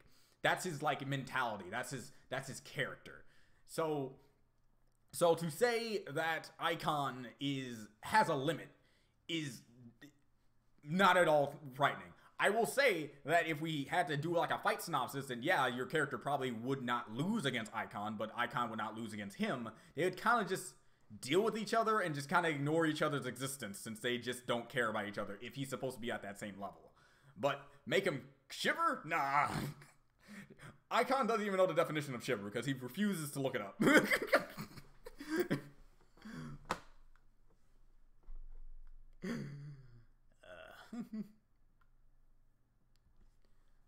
Can Kirito and Asuna be in death battle? Maybe. It's very plausible. Forgot to mention Easy's unit had the obliterate gimmick. What's your most hated death battle? My most hated death battle either has to go to Ben 10 versus Green Lantern or Kratos versus Spawn. I think that's my most hated death battles. One from the far past, and one in this that was pretty recent. The most recent. I also didn't really like Zelda versus Peach. I think I really don't like that one very much. I'm indifferent for Gar versus Toph. I'm indifferent. Where's your move? Also, Y3 Mewtwo versus Frieza's in 1 minute, in 1 minute, 2 and 1 DB. all I can tell you on that front is 1 Minute Melee was doing their own thing at the time. The second time they were doing their own thing at the time, the DBX was we had a guy who did a thing, and we had him because he wanted to give it to us. So I hate it too, man. I hate it when people want Mewtwo and Frieza to fight. It is the dumbest thing I've ever heard in my entire existence of ever knowing any versus battle debate. I honestly thought it's a meme at this point. I think they just wanted to do it because it's a meme. Frisk vs. Char will be never-ending stream of Char stabbing Frisk, and Frisk just tanking it. And Frisk just taking it. Not only is Frisk taking it, they constantly have their hands outreached for a hug. And they're not going to stop until Char either stops stabbing and gives her a hug, or Frisk just lays down and die, which neither will happen. Okay. I was talking about Deku. Man. I am really far behind. Really far behind. If you're talking about Deku, okay. Nope. I still believe I didn't say anything about Deku. That was what I think. I think you're responding to me saying if you're okay with spoilers. If someone wants to argue against Miles having a chance of beating Deku, no, Deku. The whole. If you watch My Hero Academia, you know the whole finger flick thing he does. It's like one of his main Detroit Smash things. It's like I believe that's enough to kill Miles. But like current Deku, definitely. I won't say anything else here. Character is like the strongest character in existence and non-existent. Won't even debate with you. I tried. Like, if it comes to other characters I made, yes, you can go into big debating factors against other characters I made. But literally, Icon's whole existence is to never show any monochrome of a threat against any being. He is making the Judeo-Christian God and the Judeo-Christian Lucifer / Satan his bitch. That's how much power he has. So it's like I will let you guys know that I am not going to constantly use him as an ironing board for my shit that I get wrong. In fact, I'd go as far as to say that the only reason why he exists is because he only exists as long as I don't have a finalized version of my story. Like, I think if I'm going to tell you the truth, the final version of my story will have nothing to do with him. That sort of thing. So, he's actually he's my hubris incarnate of me trying to be better at writing. And it's fucking stupid. Obi-Wan versus Raiden. It's a much better fight than Raiden versus, I think it was Thor. Can Icon fight Alien X from Ben 10? Not only can he fight Alien X from Ben 10, he could just snap away Alien X out of existence. Because one thing that people need to remember is that I'm not going to talk about the feat where he saw the universe getting destroyed and he just remade it. I'm talking about the feat where you had Alien X with fused with a Colonel Sapien, and they got destroyed by a multi-universal bomb explosion. Icon would literally make it so that bomb could even exist in time-space, let alone have to worry about tanking or stopping a blast from it. That's how powerful Icon is. Icon is the embodiment of unfair. If what I say sounds unfair to you, that's Icon incarnate. Which makes it more and more interesting whenever I get to write about his character in my story. Because if he's a person who can literally do whatever he wants, whenever he wants to do it, at any point in time, and never has a monochrome of ever thinking of a threat to come to him, it makes the writing potential of how one day something could actually give him a fright more and more interesting. Let alone if I can ever think of something I'll actually do that. Icon versus Kronika from MK11. Again, second verse, same as the first. It's like, you know Gold Experience Requiem. You know that guy. Gold Experience Requiem from JoJo's Bizarre Adventure, aka Giorno's evolved stand after being pierced with the arrow. That thing ability is to say no to whatever. It's kind of like that, but times 100. Speaking of meme, how would Waluigi versus Rain, Super Smash Bros. Mortal Kombat be? Considering Waluigi has the power of memes behind him and the fan base, I'm pretty sure he could beat Rain. You ever stop thinking that if Super was canon to GT, Baby Vegeta would be the strongest villain ever and the others would be fodder? Technically, technically Omega Shenron would be the strongest villain, and everyone else would be fodder. But I see what you're saying, and considering that Toriyama said that it's like its own personal dimension, where maybe the events of Super never happened and it's just GT-ified, then yeah, I can see what you're talking about. Okay, so about that date. Jar stabs. Pretty much, I can see that's how that goes. Wait, has DC won all their non-Marvel episodes so far? I would have to go through it again to see, but I think so. All their non-Marvel fights. That's hard. That's hard to think off the top of my head. I don't think. Maybe? Not sure. We have to go through it. We'll see what happens. Maybe someone can bring it up in later chat. Type characters. When Icon is not sure where the story should go, he meets another version of himself. The one who loses the argument disappears. I did have a weird concept with Icon, and I since I botched it, it's not a spoiler if I say it. I used to have a thing where it's like there were like like infinite amount of icons, and they all can just communicate with each other, and so they make it so that one icon gets like the best outcomes and knows everything that's gonna happen, only because that icon witnessed the event, and since he witnessed that event in his timeline, he can just relay whatever information from that timeline to an icon that can better utilize that aspect and prevent it / make it happen or something like that in a conjunction. But I'm like, I think that's a little bit too complicated. Nope, I'm just gonna make it one icon, and he can only exist in one, and there's always just one. He only exists at the time that you see him. You can't go back in time and see an icon. You can't go forward in time and see an icon. You can only see an icon if he's in that particular place because he wants to be in that particular place. But I will say though, there is an inconsistency in where Icon shows up and does things. I will say that front. Let's say Icon shows up in the beginning of the series. However, this Icon is an Icon that showed up after going through events later in the series and came back using his time-spatial manipulation to then show up in the beginning of the series to talk about a particular thing. I will say there is a blatant disconnect between this Icon who's talking to this person. If you see an Icon in a flashback, that could be an Icon that actually went through the events of the future, talking about things from that past line. And then there's Icons who, so on and so forth. Complicated shit is complicated shit. To my whole rant, I'm glad you give some feedback too, because I challenge myself a lot of how OP someone can get. There is always a spectrum of OP-ness.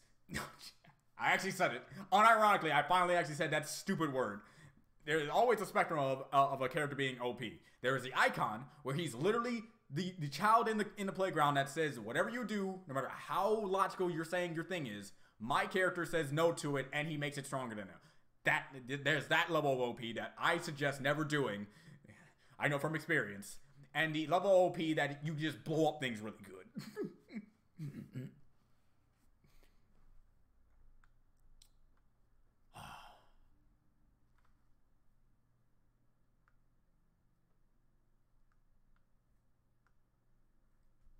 So how close are you finishing the story? I think you mentioned it before, but I forgot.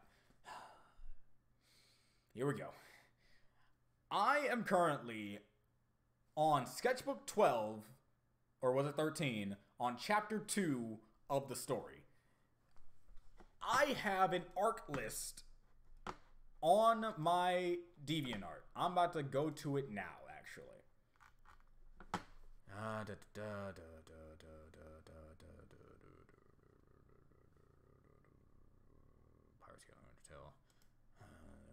Nobody cries for nothing. Side. No, this is the side arcs. Shouldn't be. Nobody cries for nothing. Side arcs. Side arcs. Nobody cries for nothing.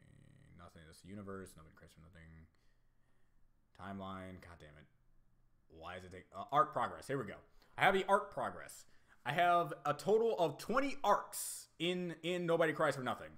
I have completed Arc 1, How Do You Feel, in 12 sketchbooks. I'm currently on Sketchbook 12 of Chapter 2, which is Arc 2, Stricken with Greed, and I'm 34% done. I have 20 arcs of this, and I am only 34% done with Arc 2, and I've already reached 12 sketchbooks where the last arc ended. Arc 3 is Those Left Behind. Arc 4 is There's Nothing to See. Arc 5 is Judo and Judas. Arc 6 is A Glutton for Punishment. Arc 7, Coming Together. Arc 8, Torn Apart. Arc 9, A Future Without You. Arc 10, Tabris's Heart. Arc 11, Blinded by Anger. Arc 12, The Story of Why. Arc 13, Brought Down by Envy.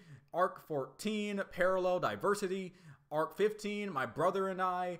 Arc 16, Her Wonderland. Arc 17, Senseful Violence. Arc 18, A Fraud's Revelations. Arc 19, It's Our Story. And the final arc is called Your Happy Ending. Every single arc has been planned out in my brain hole for about 15 years or so. And I'm only this far. So, it's not like I'm trying to beat One Piece in forms of length, but goddammit, am I not showing some type of trying. How tall is Ben? I'd say he's about maybe slightly taller than me. Maybe like a few inches. Why do you care? What's the difference between Marvel versus DC and DC versus Marvel? Well, Marvel versus DC means that we like Marvel more than DC. And DC versus Marvel means that we like the Marvel character versus, means we like the DC character more than Marvel. Maybe it's like a nice coding defect. Maybe if we ever have a Marvel versus DC, it shows that the Marvel character is going to win. And the DC versus Marvel character means that the DC character is going to win. But we kind of switch it up a bit to make it so that you can't actually find out if that's exactly what we're doing or not. Will Bill Cipher ever be in Death Battle? Probably, because he is a very popular character who would probably rack out a lot of views if we ever did something like that. The problem is finding a good enough opponent that makes sense for him to fight. Joker beat Sweet Tooth. Superman beat Goku twice. Raven beat Twilight. Joker beat Sweet Tooth. Yeah, so far, DC characters have been just destroying their non-Marvel fights I've seen. Considering what Nathan you're doing. Green Lantern beat Ben. It's like, yep, again, another non-DC versus Marvel fight, and DC still wins.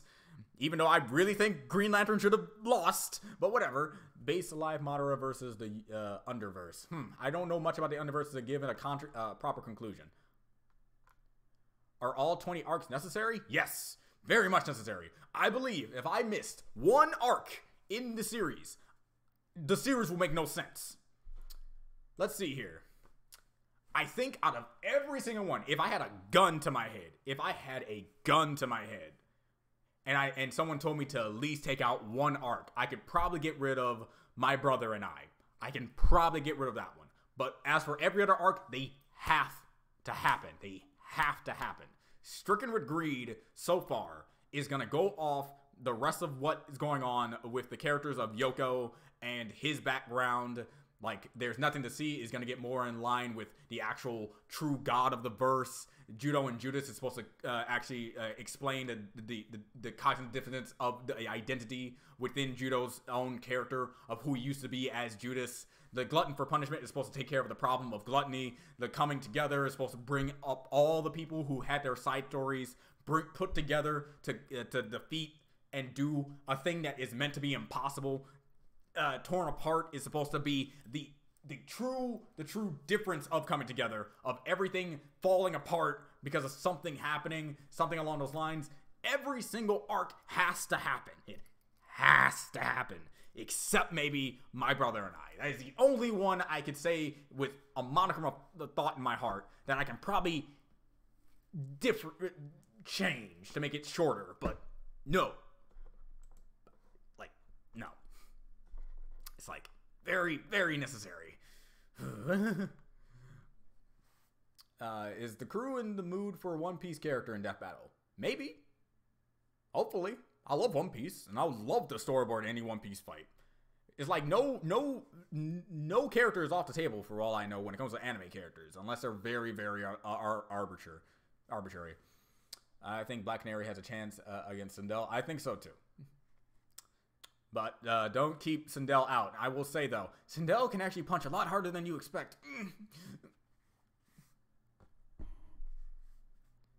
Pac-Man versus Danny Phantom. Come on, man. Batman lost to both Black Panther and Spider-Man. Yeah, but that's a Marvel DC fight, so we can't really count those Any chance for Moana characters? I'd love to see manhwa characters. Huh? What the hell would I say? Oh, damn dyslexia. Make me sing Moana. Jesus Christ. Maybe. You know, it depends. Again, it's like if they have a recognizable face, they have more of a chance than not. Yeah. 20 arcs planned. That's ambitious. Very, very much so. Yeah, 20 arcs. And I'm not even done with 2. I'm trying to suck up my goddamn pride and just start making the pages on my new drawing tablet, and just start using Photoshop to make the new pages so I can actually do something, because it's going to be a little bit before I get a scanner, before I'm able to buy a scanner. So I might as well just buck up and just use Photoshop to my advantage and start making more pages that way. Because goddamn it, I really want to get past Arc 2. Arc 2 has my favorite ending. My favorite ending for any character I've ever made. And I just need to get to that. God damn it. Yeah, with Boruto, I feel like reading the manga, but the art style pisses me off to no end, so I'd like to know if it's good. I have not been keeping up with Boruto. I've said a while back in this stream that I have not been able to really watch things anymore due to how my scheduling is. The only reason why I'm able to do a live stream now, actually, is simply because I'm working on something that I can take my time on. So I actually have a little more free time here, but that's about it. You're going to need at least 100 notebooks. I think I'm going to need more than that, to tell you the truth. Hold on. Let's see here. I'm actually going to do this. You're actually making me do this. And it's stupid. So 12 sketchbooks for 1 arc. 12 sketchbooks for 1 arc. I have 20 arcs. God damn it. 12 sketchbooks, 1 arc. I have 20 arcs. That's 240 sketchbooks. That's 240 sketchbooks. That's only because I'm using Arc 1 as a base. I say again, I'm in Arc 2 and I'm already on the 12th sketchbook, meaning that it's going to take maybe another 12, equaling up to a prime 24, to be done with that arc, maybe. I'm killing all these trees. I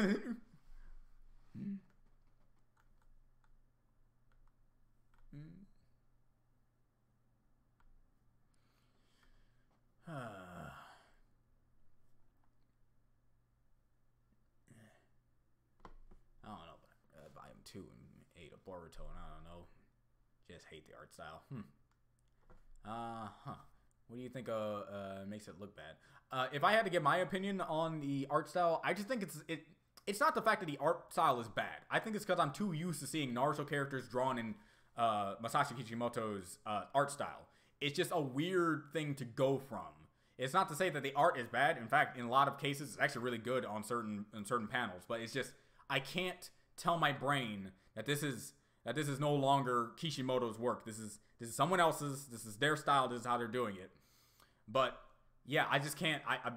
It's something. It's not like Torutaro's iteration of the Dragon Ball manga, where even though it's not Toriyama drawing it, it's close enough where you can see Dragon Ball still. And that's where the problem I see is. That's my thing. There could be some objectively bad things that the art style has. But for me, it's just because I just can't turn my brain off from Kishimoto's style. Bill versus Rick Sanchez. Trigon, Flyway, Beerus, or Yellow Diamond. Beerus? Because Beerus has showcased that he's able to counter gag characters and obliterate non-corporeal beings. So, finger on it. I just don't like it. I don't know. It makes me dislike it. It has 20 arcs planned. It has 20 arcs planned out, and I'm just here with like my Zodiacs go through like 3 arcs. And a ground story is fuzzy shit. Will Slenderman or Freddy Fazbear ever be in DB? Probably not. If anything, they'll probably more likely be in a DBX. Novel characters like Pennywise be in. Novel characters are complicated because the visual aspect of what we're supposed to use are a little complicated, along with the fact that people don't read as much. I want Toho character in Death Battle too. I really want Sakuya to show up. Sakuya's one of my favorites.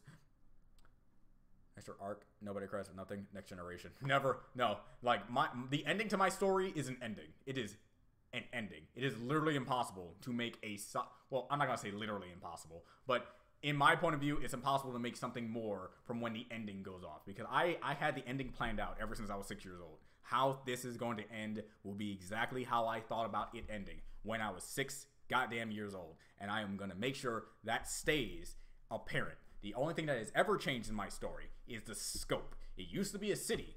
Now it was a city going to the rest of the planet, going to the at least the solar system, to the galaxy, to the rest of the universe, and to the multiverse. I just said, fuck it, I'm just gonna make it everything now because I clearly cannot keep this in contained.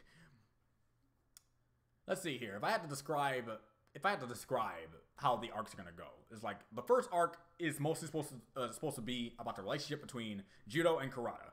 The second arc is supposed to be the relationship between Yoko and what he has done in his past. The third arc is supposed to be the third arc is supposed to be the people that people may have forgotten about when I introduced them into the series. I'm not going to say them out loud just in case, so I don't want to bring them up to you here. But there are people I introduced to, and I'm hoping you forget about them, so when the arc shows up, you're just as confused about these people are as the main characters are. That's my thesis. There's nothing to see. Nothing to see is definitely supposed to show more about the background between the Nothing character that I've been hyping up with icons like, let's say, icons master, you could say. Judo and Judas, the actual inner conflict that Judo has with who he used to be. Glutton for Punishment is supposed to go about the relationship between a character and Gluttony. I'm not going to say who the character is, but Gluttony is definitely supposed to be like the main antagonist of that arc. Antagonist of that arc. Coming Together is supposed to be about the side. There's a bunch of characters with a lot of side stories like Yuzuki and Kazuo, Stanford, what he's doing, Kaiten, all of them. This is the part where they all come together from their stories into the main character's fold and go into the main story with him. That's supposed to be that. Arc 8, Torn Apart, is the arc where a lot of these characters who came together for this sort of goal is not going to start drifting apart after a while. I know that's like right next to each other, but it will make sense, trust me. Arc 9 of The Future Without You is supposed to talk about time travel, because I already hinted it a little bit that Judo's character was going to time travel eventually, and I'm still working out the kinks of making sure that it makes sense, but that's what that arc is going to be about. Tabris's Heart is supposed to talk about more about Tabris, who she used to be, what she's like, what she turned into, how she is, and what her heart actually stands by and means to a certain character. Blinded by Anger is supposed to be about the arc of where we finally deal with the Lord of Anger. The story of Y is actually a very complicated story revolving around a character that right now is still complicated to this day, but I'm trying to flesh him out in this arc in particular because he comes up in a major way in Parallel Diversity. But first, brought down by Envy, of course, Envy and the character that she's supposed to be associated with. Parallel Diversity, shit goes down in Parallel Diversity. I mean, think of the craziest shit you could think of me doing, and then times it by 6. Parallel Diversity is gonna fuck with some heads, man. Fuck with some heads. I can't wait to get to that one. My brother and I, again, this is like the most inconsequential arc that I could probably skip if I really needed to, but I want to give it the development it needs for a particular character that goes through that arc. Her Wonderland is supposed to be the beginning of the end arc. The beginning of the end. Once this arc happens, things start to spiral into what the ending is supposed to represent, what it means, and then you get sensible, but after that you got arc 17, the sensible violence, you get the violence battle, and all the things that character has led up to. The Demon Lord of Violence is still my favorite character, and I want to do him some fucking justice. Of course he's going to get his own goddamn arc. And right after that, we get a Fraud's Revelations, aka Sagi's part. This is her arc right here. What's going to happen with her character, and what she ultimately ends up being by the end of it all. And then you get Arc 19, Arc 20, who are supposed to be like back and forth, but long enough to warrant their own time slots of the story. It is going to be our story, all the people that come up into things. And then the final things, your happy ending. If you can use your brain, you could probably think of what I'm going for with an ending like that. But all in all, I'd say this shit is going to be complicated as fuck to get down. But I'm going to do it. I am going to do it. I am going to do it. For that battle, I want to see Usopp take a harsh beating before taking the fight seriously. I think that's how it's supposed to go down. If we ever were to do that. Did you know there was a minority of people who didn't mind the original live action Sonic design? That's an interesting debate. Look, when I saw the Sonic design, I may not have liked it, but I'm like, sure, it's okay. I'm not going to say I'm going to get nightmares from it. But here's the thing. I go more with the people who understand that if you're going to bring in an iconic character, and that iconic character has a very distinct design that makes that character who they are, you should do that design. Okay? But yeah, I know literally anything in life. The bad things, the good things, the mediocre things, the things that don't matter. You will always find a minority people who will think the opposite of what the majority does. There's not been a single thing on this planet, no matter what you say or do, bad or otherwise, people will constantly, unanimously agree on. All right? Even people don't believe breathing is actually real. All right? You have people like that existing, and you're telling me that there's a minority of people who actually like the old Sonic design? Of course they all were. I think I knew one, to tell you the truth. Drake Parker for DB. Do you know fan-made DB music? Oh, yeah. I remember going to a lot of different type of sources who make fan-made death battle music, and I thought it was awesome. It makes me scared that whenever we have to get to that battle ourselves, is that, man, now we need to be more original than this guy.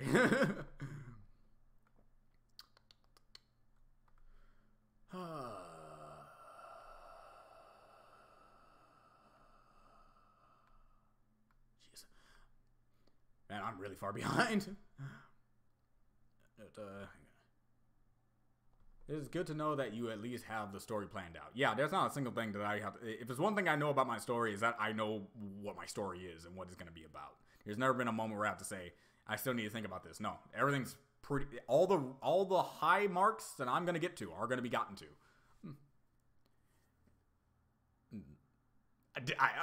I like how, can you give us a dumb description of each arc? That's basically almost what I did, but a dumb description. How do you feel? Fox girl learns how feel good. Stricken with greed. Man face fear, fight money. Fight money. Those left behind. People forgot. They came back.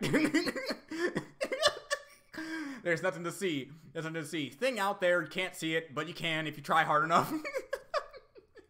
Judas and Judas. Two people, one person, two people. Two people met one person, try think of one person, think person, thing. Name or just concept? Ooh.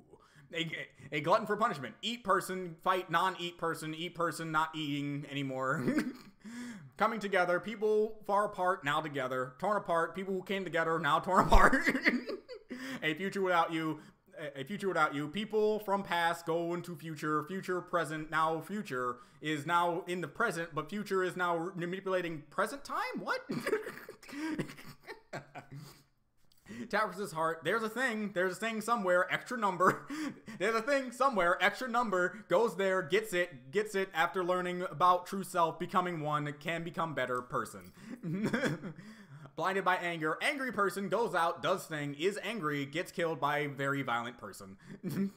The story of why people go to a place, they understand something, they don't understand it. They think of something, they kind of think it, but understand it, but don't. Brought down by envy, person who is upset about everything in her life, goes find person who really likes person, they have fight, they fight, they die. Parallel diversity, things happen. My brother and I, a character with brother does thing, past happens, horrible things, daddy issues, mom issues, daddy issues, mom issues, brother issues, sister issues. Her Wonderland storybook. Sensible violence. Person violent for reasons. Reasons are very founded and is great uncle. A fraud's revelations. Person is mean, stays mean. It's our story. Person you've known for a long time is now person that you don't know for a while. Now is a thing that is a person that does things because they are doing it because they believe it is the right thing to do because they are a person who believes that person is a thing. Person lost various things and wants to believe that once doing a thing can actually be a thing that will be right for everyone to understand, and thing is thing. Your happy ending. Person finally achieves true nothingness. There you go. Dumb descriptions of every arc I've done. that I'm planning to do. Hopefully, they're not as spoilerific as I made them out to be. And I shit you not, all of what I said will basically be the dumbed down versions of what you'll get.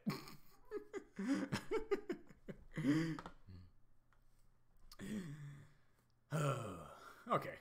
Anyway, do you think there should have been a redesign for Ninja Turtle from the live-action TMNT remake movie? Yes and no. I liked what he was trying to do, given their personalities with the things that they wear, but I don't think giving live-action Turtles any remake would make that movie better, to tell you the truth. That's my thing. I probably don't like Boruto's art style.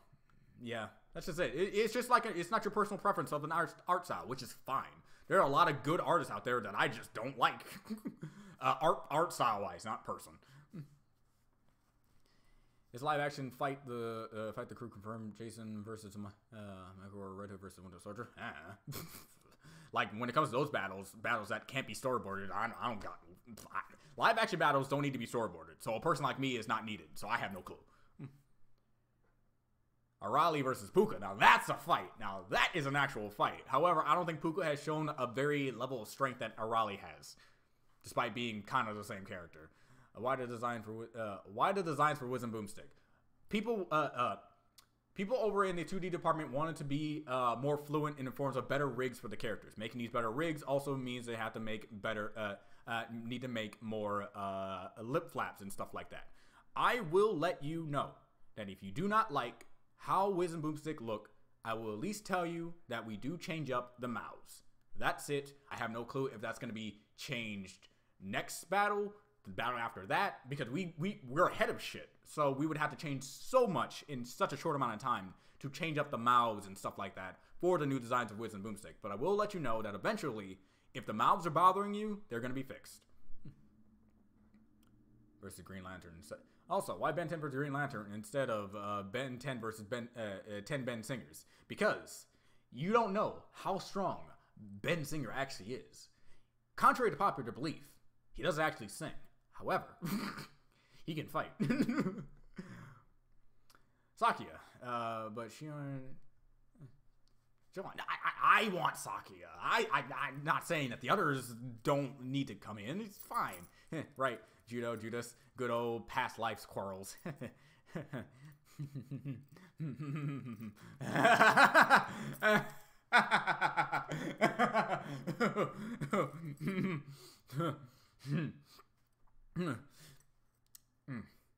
So anyway, Judo and Judas, yeah, that's gonna be a fun one to get to.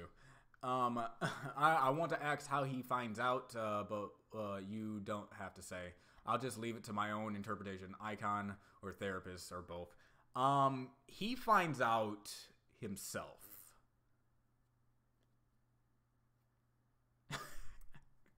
See, this is the one thing about having your story mapped out from the very beginning, because you know all the shit you're gonna do and all the twists and turns you're gonna get. So it's very hard to like be anything more than, how am I supposed to phrase this that isn't giving away the obvious? Did you know original Jesus' original name would have been Joshua Josephus? That makes him JoJo. Poses dramatically. JoJo just is real.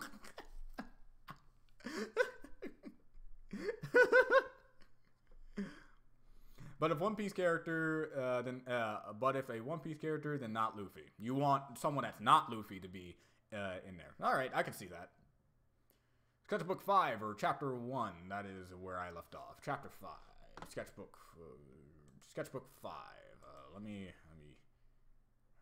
remember how much that was. Need to refresh my memory when it comes to these stupid numbers. Right, you just got into Kurata. You got to see Kurata in all her greatness. I'm actually planning on doing a side story with Kurata not too long from now. I suggest not reading it because it's a side story about Kurata that would much better be read after you get done with all of Chapter 1. But who knows? I'm probably not even gonna do it. Tell you the truth. I have a lot of ambitions, none of which are executed. Honestly, for a moment, I thought the next death battle was Storm versus Black Canary. Tell you the truth, I thought that would be a better fight, but... Oh, shoot. Oh, shoot, the violent boy. I got into a long time ago, but man, it's been so long since I've caught up. It's fine. Take your time. Take your time. Because when it comes to me, I'm happy for anyone to read the first few pages. If you read the first few pages, I feel as though I accomplished something. You don't know how good that feeling is. So, yeah. I am not rushing anyone to read the story. I'm not enticing anyone to read the story. I'm just doing it for my own accord. If anyone happens to catch by and read it, just makes me happy. That's it.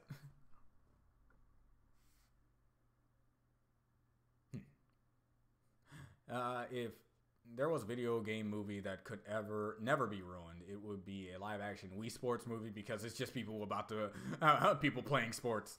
Channel ever, not the furries. Not the furries, but fuck this. No, how about a General Me channel movie? I don't know if it'd be a good idea or a bad one. Your dumb descriptions remind me of Mandor hand hook car door.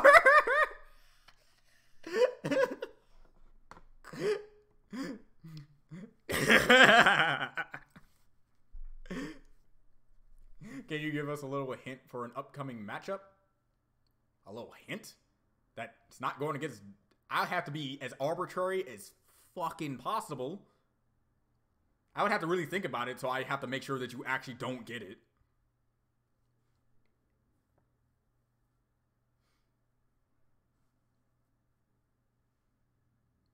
Ah, Speed Boys. There you go. That's all I can say. Speed Boys. That's all you're gonna get. Which could literally be applied to almost anything.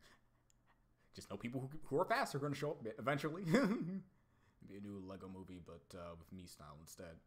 Homer versus Peter. No. Epic summary. Thank you. And see, I don't know. It's kind of gonna seem dumb at first, but stop to think about it. Remember, video game characters are strong than the canon ones. Patroller, yeah. No.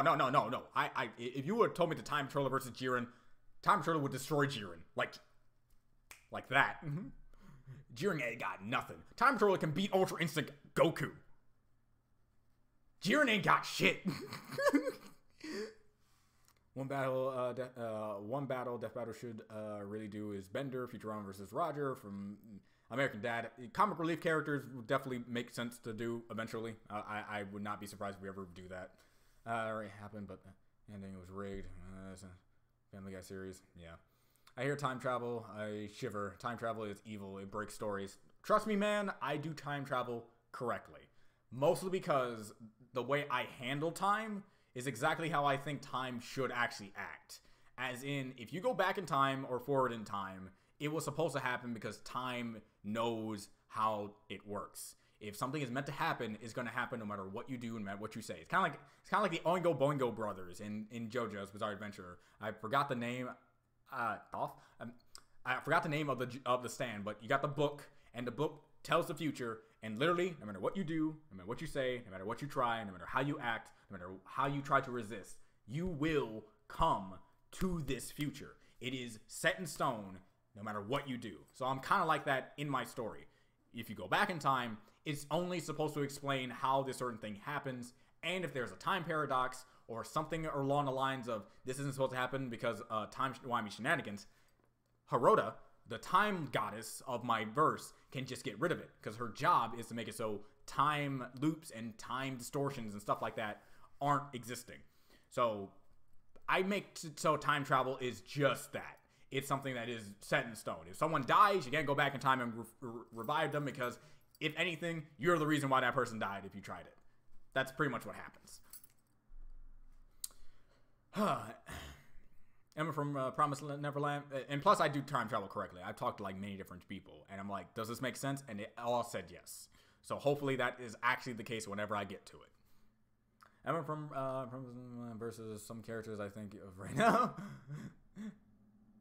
I can't think of right now. Oh gosh, I just read the first 2 pages of chapter 1. That's what I'm talking about. We're talking about Wiz and Boomstick's British counterparts. Oh, no, not them. And we make Judo awkward boy. Judo. His character is the me I wish I was. To tell you the absolute truth. How much does Ben Singer weigh? I'd say 198, maybe give or take. And your character is not that OP that could see them participating in an OC tournament. Oh yeah, pretty much any other character that is an icon. Any other character that is an icon, nothing. The versions of God, the versions of the devil, and certain demon lords. Yeah, definitely. And I finally think I made it. I think I finally made it to the bottom, guys. You know what that means? The stream's almost over. Judo Karate, Kaiten, Stanford, Salanda, the Mistress of Wonder, Subaru,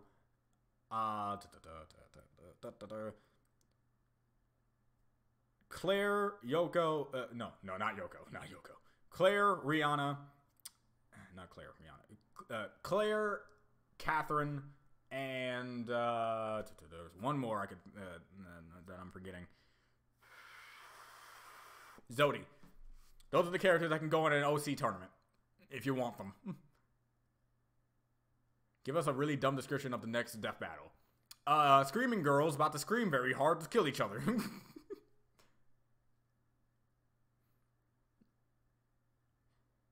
If it was a video game Jiren, do you think he'd have a better chance? Yes and no, considering that video game Jiren can still lose to the Time Patroller if you take the DLC of the story pack of Xenoverse 2 into account. But if you're talking about the Time Patroller in Xenoverse 1, then yeah, I think Jiren would actually win.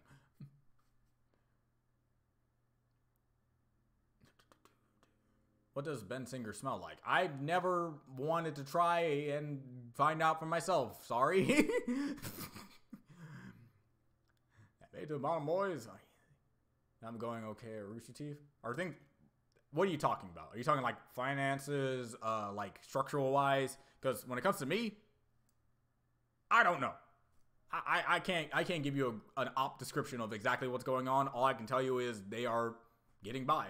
They have their animators. They have their projects to work on. They have us over at Death Battle doing our thing.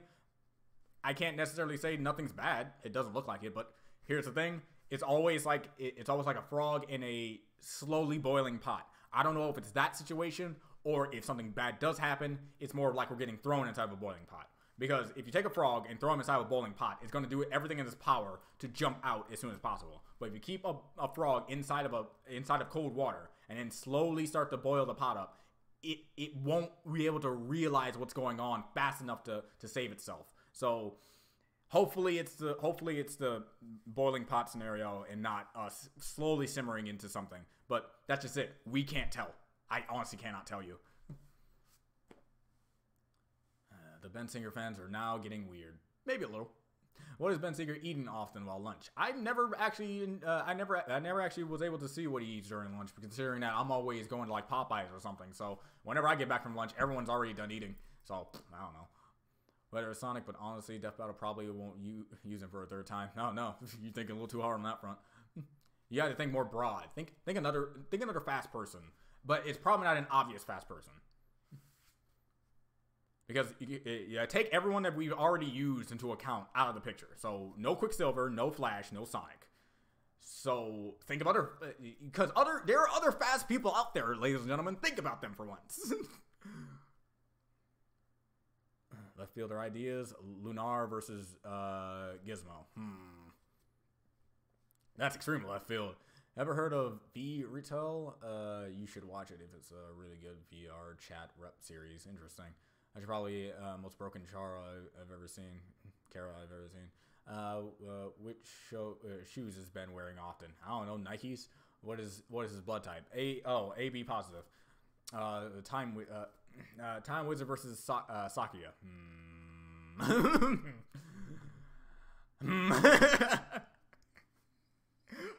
First of all, how we scale Time Wizard and his abilities, considering that he's a card.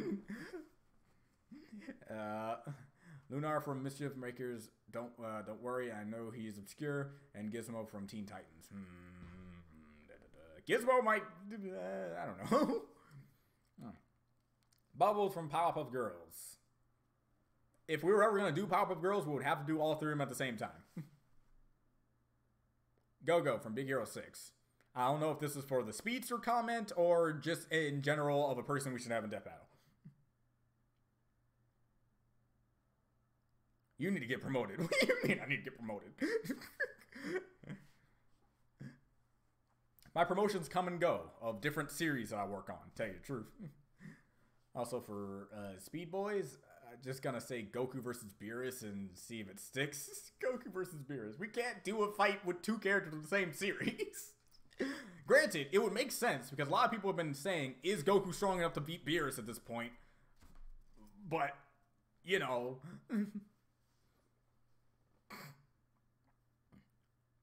Vibrating Lad, aka Sheen. There's Ruby Rose. There is Ruby Rose. Do you know a lot of UTAUs? Which ones do you like the most?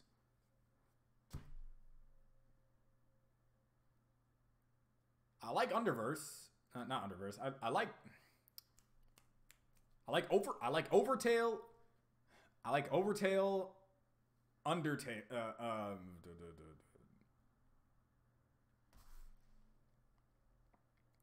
Overtale, Brother's Tale. That's her off the top of my head.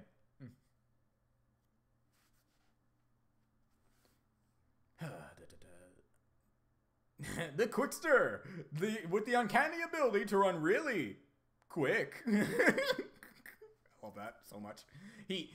I love that SpongeBob episode because it spawned one of the best jokes that me and my middle school friends were always doing. You want to see me run that mountain and back? Want to see me do it again? That's the best joke ever. I love old SpongeBob.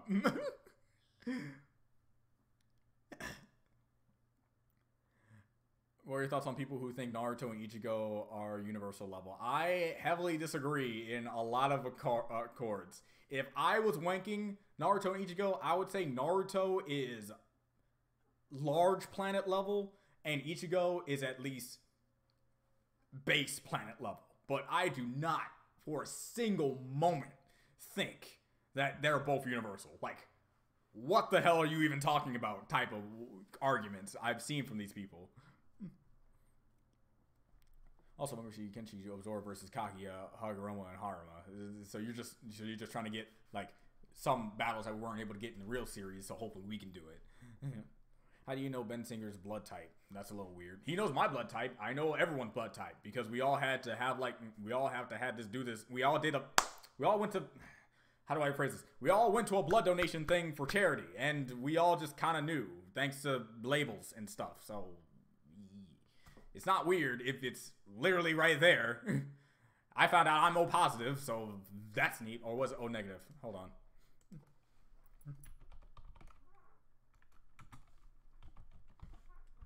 I think it's O negative that they said I was. Yeah, O negative. Yeah, I'm O negative. So that's neat. Like, always going to the weird route and things. Jeez, guys.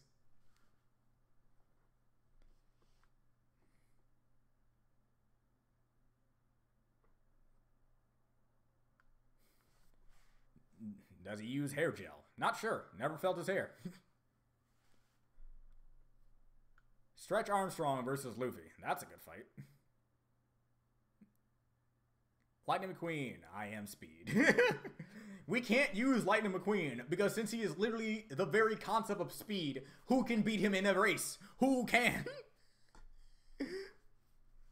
Speed Boys. That could also mean quick-witted, I suppose.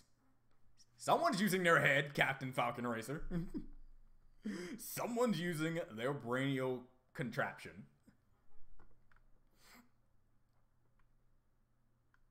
Quickster SpongeBob versus Flash.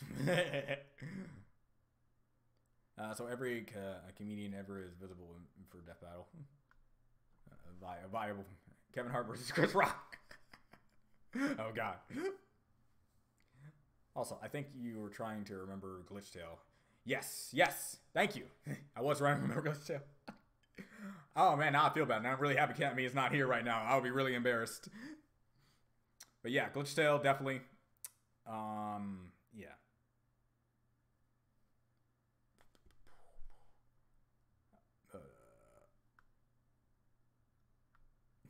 Yeah, I was surprised myself. I'm like, really? That's neat.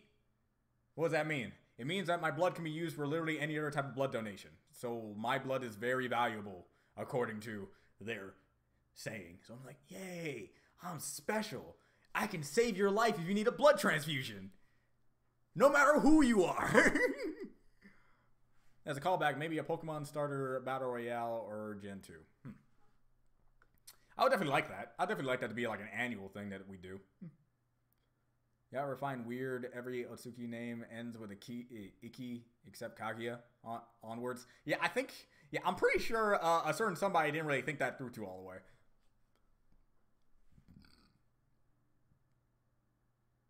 But then again, Hagoromo, unless you want to talk like purebred Otsuki, then I guess you can call that.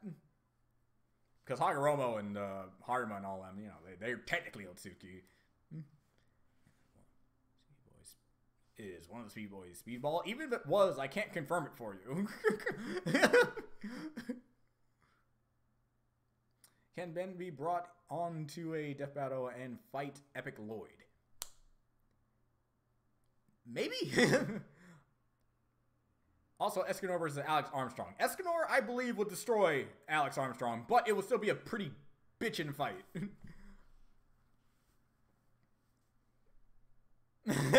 Alright, you passed the first vampire test. Well, I'm watching you. Yep, you know, once you start seeing me stop time randomly, then your suspicions can go underway. I've seen people say Momoshiki could absorb chakra from the realm that was a universe, and people say the Soul Society is a universe, and Ichigo was stronger than someone who could destroy it. And that's just people constantly looking at things at face value and not truly understanding exactly what a universe actually is. You see, ladies and gentlemen, a universe can be as big as a room and as big as a universe we're living in now. Because a universe isn't necessarily defined by its size and its actual density of being able to destroy it. A universe is defined as a thing with a three-dimensional time space. That's a universe. So, such as a dimension can be its own universe. A dimension can also be a room to the size of a thimble, to the size of a whole universe. The Soul Society has not been confirmed to be the same size as our universe that we currently living in right now. So is Momoshiki's. If anything, their universe is about the size of a solar system or anything smaller. But since we're only able to see the planet without wanking it, we have to make it so that they're only the same size of the thing that we actually got to see their universe in. So there you go on that front. As for like Naruto, wanking his abilities to the upkeep degree is calling him star level. So there's a lot of problems here. But we're also talking about the same Naruto that got stabbed with a sword and nearly died. We're also talking about the Ichigo that literally got dicked on by a random fuckhole with a sword. So it's very hard to really define a character's strengths and weaknesses. And how much I'm doing my damnedest to make it so that in my story, that shit doesn't happen. If you see this character blow up a planet, they shouldn't get hurt by a bullet. Goku. Alright? So, got some complications are around.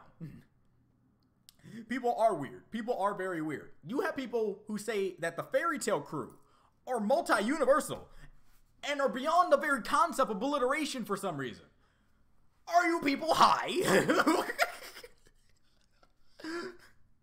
Who's the one who lies the most? Sans pretending to be happy all the time, or those animated story channels? Wow. Hard blow, man. Hard blow.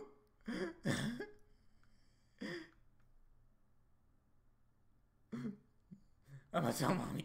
God damn it. We could play the guessing game all day. He's not gonna tell us. It's just fun, guess. So, yes. Speed Droid. Yes. Man, you got me. Of course. Please tell me your hair designs get more unique later on. No. You want my honest opinion on how I believe my hair design's gonna get? No. They don't. I'm not gonna lie. I have no talent. Alright? I'm talentless. I have no actual original bone in my body. And I'm just pathetic. I understand. Bear with me, though. God damn it. It's like, there's always a spectrum of hair designs. There's my hairstyles, and there's Yu-Gi-Oh hairstyles. I may never get to Yu-Gi-Oh hairstyles, but god damn it, I will never get past that one monochrome point. Alright. Wait, that's not a thing. Ben would lose to Epic Lloyd when he starts pulling out the diss tracks. Anyone from Yu-Gi-Oh 5Ds.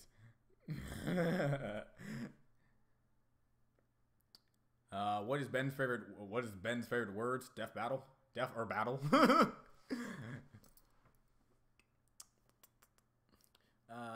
Deanne from Seven Deadly Sins versus Susan from Monsters vs. Aliens. A battle of the giants. I can see where you're coming from, but you forget that Deanne has a hammer that can summon giant stalagmites from nothing.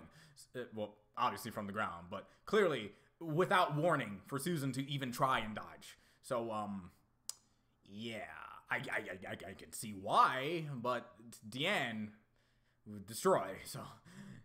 you can't power scale Naruto normally. It's quite hard. You can't power scale literally any fucking high tier anime character normally. It's strictly impossible.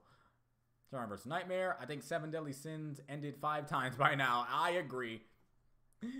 Well, dang. Rip hair. Guess I have to fix it. Please. If you have better hair designs, tell me. I will buy them from you. By the way, I was talking about those that are like, I have no face, or I have 10 kids at 18, yo. Oh. Ah, right. What tier level are Ben Singer and what tier level are Ben Singer and your high schools? What are you talking about, tier? Like tier lists in forms of power scaling, or tier lists in form? Because it's weird when you put in the high school portion. Ben is at least tier 0. Like, this guy is a god. As for my high school, I'd say it's like, I don't know, small building level. Fun fact, did you know that Ben is following ERB on Twitter? Sure, cool. Does Death Battle normally take into account the element of surprise? Like in a realistic way, not in a BS way? Yes. Yes, we do. I will even say we do utilize it in this season. I will not tell you which battle we do it, but yeah, we do incorporate the element of surprise in the actual realistic way.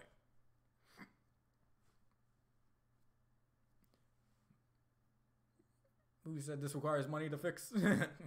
Pulls out. CSP. Also, keep the fro, bro. Your style is awesome. Thanks. High School Musical versus Goku. Oh. High School Musical versus Goku. High School Musical has the uncanny ability to make it so that anyone in their school will have to sing and dance. And since Goku can't sing, he'll have a hard time actually being able to give the killing blow. Power. Yeah, again, I stick by what I say. Ben is clearly tier 0, and my high school is small building level. Dying of old age is the same as dying of not dying. Good job. What tier level is the Death Battle office? Oh, we are definitely we're -1. We're tier -1 at this point, because not only we have like 3 tier 0 characters in the office right now. I'm at least tier 1, and I'm at least tier 1. I have a few tier 2s and tier 3s on our side. Put them all together, we're the Monarch of fucking Point Land. Apparently, Blade Bears are universe level because somebody made a MC hold the universe. What the fuck? Guys, Bailiff is now available. I'll be going now. Bye. Oh, sweet, Bailiff, the most controversial character to ever show up on a Smash roster. Even though I'm okay with it, but I understand why people are upset. I understand it. I don't agree with being upset, but I get it. I understand. Can your high school be in a death battle? Probably not. Fun fact, 5 out of 6 people believe Russian roulette is a harmless game. Wow. Really? Man. I get it. I think I got the joke, if it is a joke, but still. I don't get the hate for Bailiff. Can you explain it to me? Alright, when Bailiff shows up in... Alright. When you get Super Smash Brothers, you get the roster that you want. You get the roster that you get, and you like it because you got a lot of third-party characters and other characters like that. You are now having to pay, I forget the price of the Battle Pass, but I'm going to say $25. You're spending almost $30 for brand new characters. And so far, these 4 characters that you got were Joker, Banjo-Kazooie, Hero from thing, and I forgot the other one. I forgot the other one. But you got third-party characters. You got characters that you did not expect to come into. Oh yeah, and Terry Bogard. He's so not a character I remember. Of course, I forgot. Terry Bogard. You have these characters, and yet, the last character of this character pass is a third-party character. It is not a third-party character, but an in-house character from Nintendo that could have showed up regardless. So technically, you have to pay $5 or $30 on the whole for a character that could have gotten in the game to begin with. And not only is it another Sora user, it's another character from Fire Emblem where people are saying that they're done with Fire Emblem characters. All these things correlate to come together as in they don't like it simply because of that. If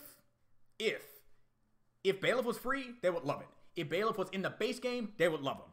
But since Bailiff is a paid character where Bailiff could have gotten in the next Smash game without any problem, they have a problem with that. I can see it. I get it, but I don't agree with them being upset about it.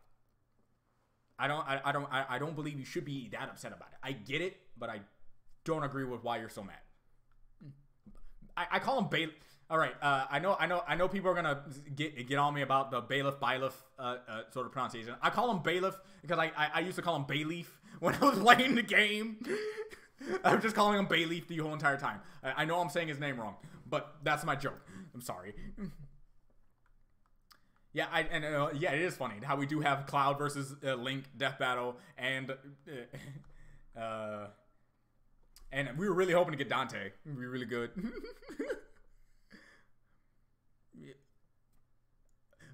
You didn't actually tell her. Come on, stop messing with me. You didn't actually tell her.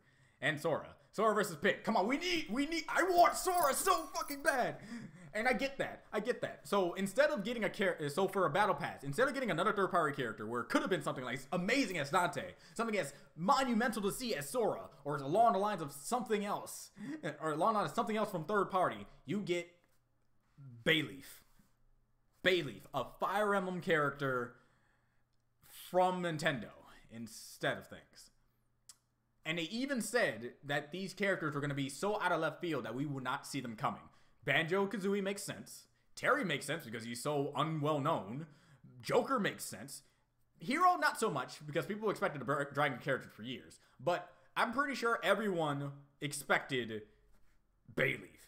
But they didn't expect it to be in the Battle Pass. There's a huge difference from subverting expectation about that.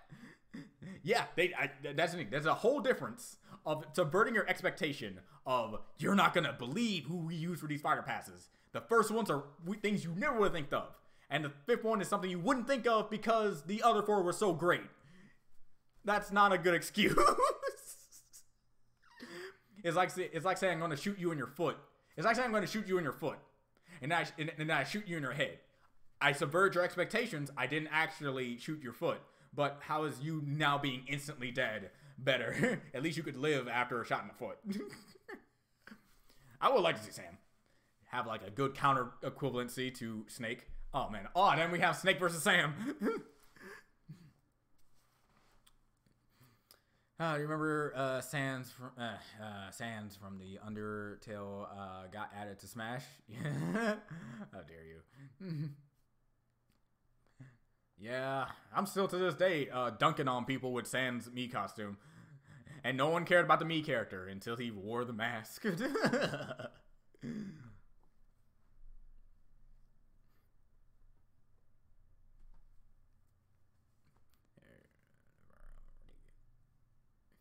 Bailiff showed up after Fire Emblem ready.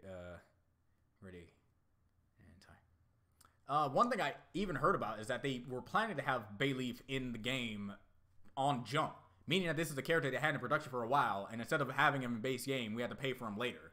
So that kind of sucks. but that's a rumor, so I'm not gonna go head deep into it.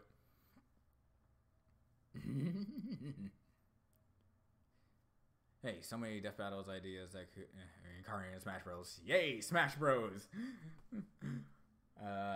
Everything was a joke. No, I read it. I just didn't acknowledge it because you made me feel bad. Don't worry, my child. Okay. In Master Hand versus Polygon Man, feasible to make? Maybe. I can see it, but I don't know what Polygon Man can do, so I'm not sure. Also, Death Battle you didn't like. Also, a Death Battle you didn't like. We can do in Smash. Oh, Bowser versus Ganon. Yes. That could always be done in Smash. Oh, we can even do what we can and can't at the same time. If people didn't like Ganondorf versus Dracula, they could just go to Smash Ultimate and do the boss battle. Can they not? Can they not? Can they not do that? Is that a thing they can't do? Because that'd be fucking awesome. Also, Death Battle you. I love those comics and that show Mii Fighter and how nobody cares. They were the mask. Same as Pac-Man versus Mr. Game & Watch. They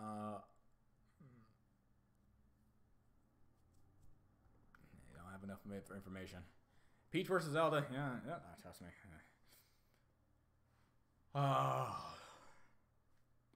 So yeah, it's been 2 hours and 12 minutes. So I think it's about time we end things. Yes, no, maybe so.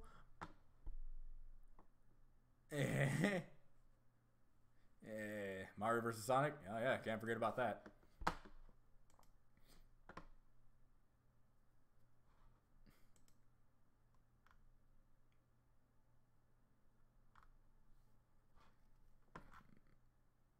Yeah, so far people are seeing it. I see.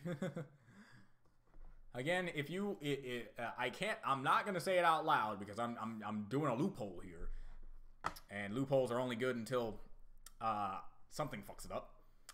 I say if you want to see things that I've done Death Battle wise, I'd say go to my DeviantArt. That's all I can say. Nobody picked them up until some Sans got out. Oh darn. Oh, give us Knuckles. I just in the refs. Sorry. Oh well.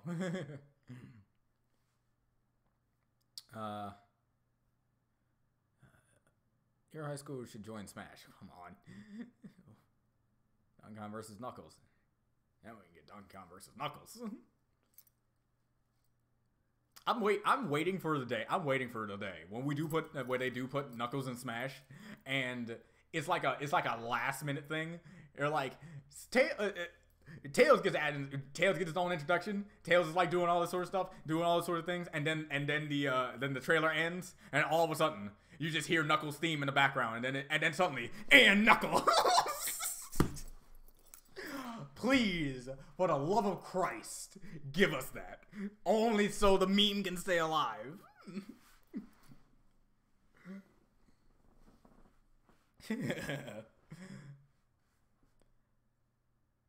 Punch the assist trophy. Here's a challenge. Here's a challenge. Power skill. Ugandan Knuckles. It's impossible, man. This thing can survive being thrown inside of a volcano, can transcend time and space apparently, and can defeat Cell by spitting on him hard enough, which is at least making him some multi-solar system. Do I sense one of my favorite people live streaming? I don't know. Are you? Yeah, they should add more Sonic characters. Unlike Sonic, he doesn't chuckles. And you know me, Alex. I'm all about that self-loathing. I'm happy to see you, man.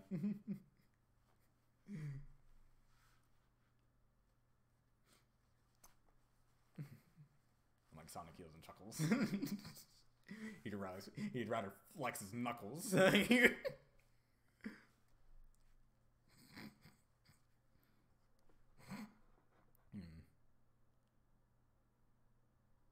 Says how you chuckles during his introduction.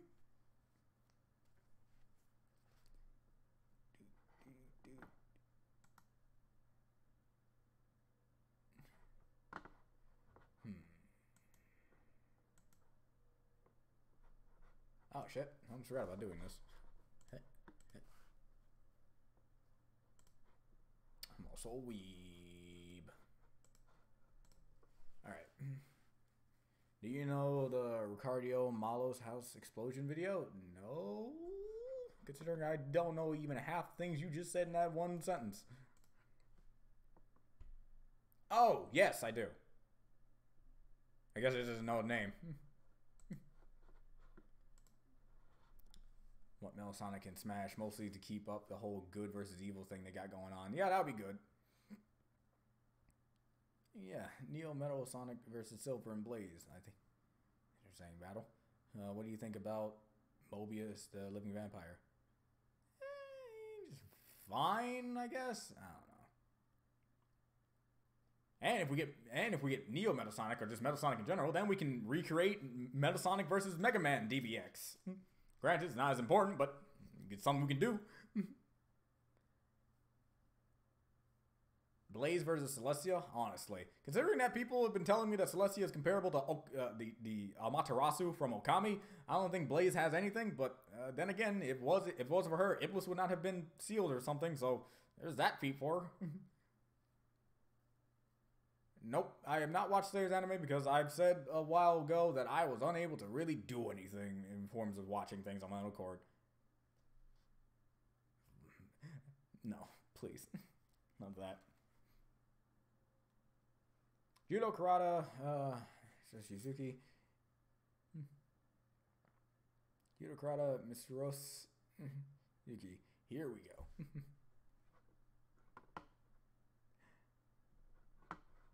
Mysterios.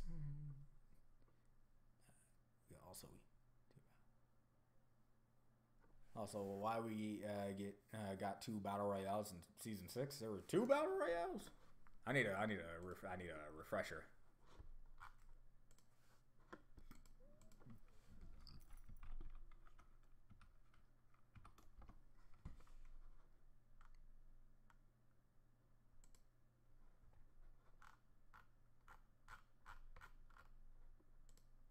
Alright, we had the Mega Man Battle Royale, and...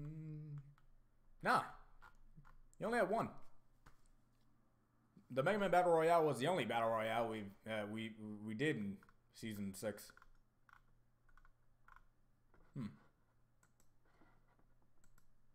Which one are you talking about?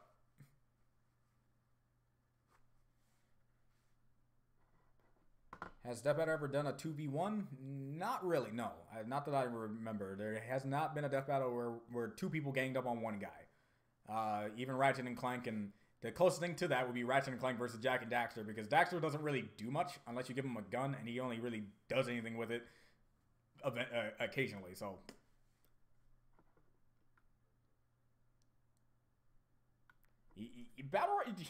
I used to be that guy. I used to be that fan that's like, yeah, we should do more, or they should do more of this thing, but then realize, oh yeah, that's really hard to do.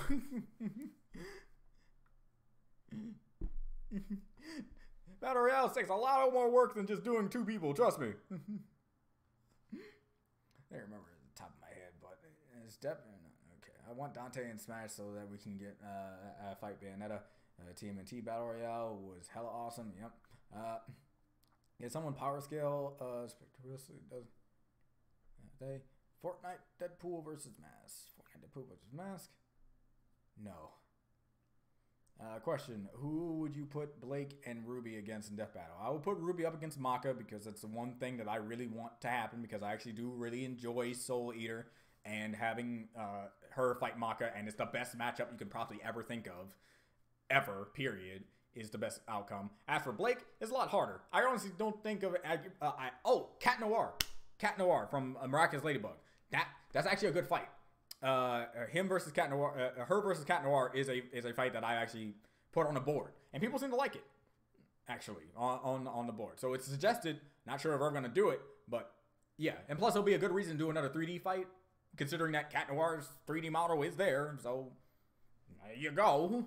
It's a lot easier than making another 3D model from scratch from a 2D character that we had to put her up against, like Maka, for instance. Maka needs to be created from scratch, I believe. So there you go.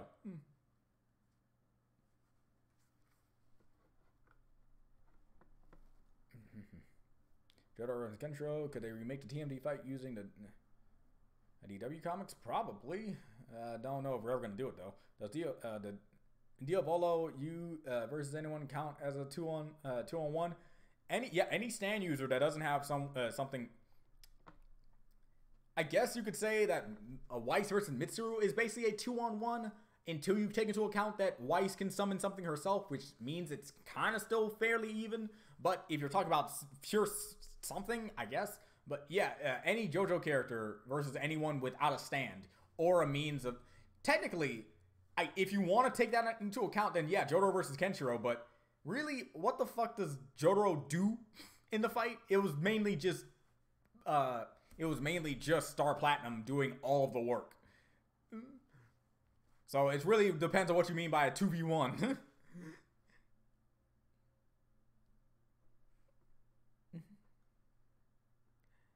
Celestia would be hard to put in death battle since she controls the sun. And if people taught me anything, is that the sun kills most things despite power level. Hey, don't just take that into account for death battle's sake. Dragon Ball does that shit too. All right.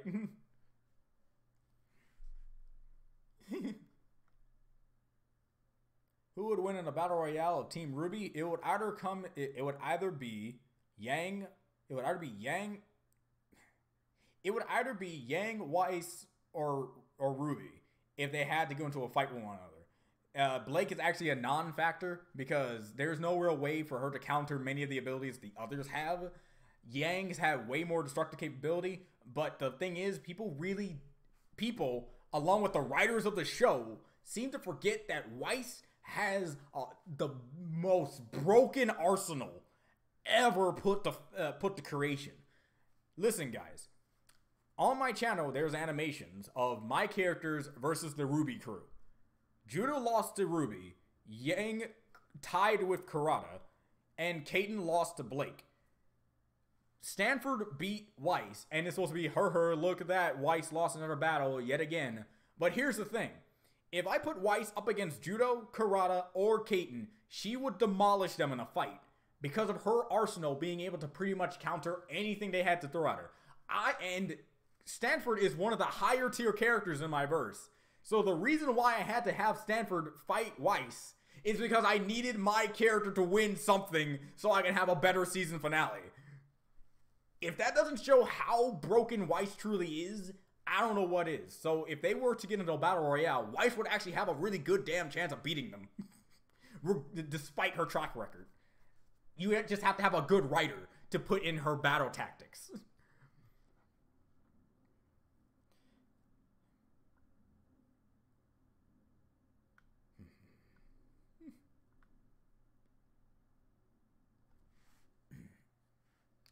I feel you there, man. Battle royales have a lot of hidden nuance, which makes way longer. You do pinky characters always have? Why do pink haired characters always have a side? I don't know. Do you have Discord or Hangouts? I have Discord, but I don't use it. Amy has a hammer. Amy has a hammer, so there's that.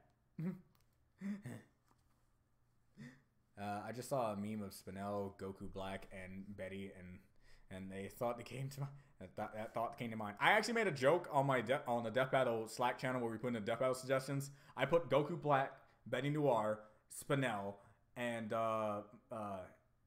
Marluxia from Kingdom Hearts, all in one frame. I mean, like Battle Royale. Let's do it. Actual question: if you could compare John's current power to himself at the end of Volume 1, how far do you think he has come in the Death Battle scale? on Death scale, he still isn't good enough to fight literally anyone that could go up against him. Like, at all. Because people are like, well, why doesn't John, like, fight Ron Stoppable? Ron Stoppable is like a bumbling old buffoon type of sidekick character that John clearly kind of is. Then I tell them, you do know that Ron can tap into mystical monkey power, take 2 warlords from their arms, and chuck them so hard into a falling spaceship that they explode. Not just explode, obliterate. Because last time I checked, not a single debris of that ship came down on the planet, meaning that he threw them so hard he would have to have them explode on contact themselves. Ron is overpowered as fuck. So John, like, in forms of power, there's no one he can really fight to have him win. Who's Pink and actually has a scythe? Even no, has a hammer. And Biggie has a cannon. Sorry, I'm quiet. I'm actually drawing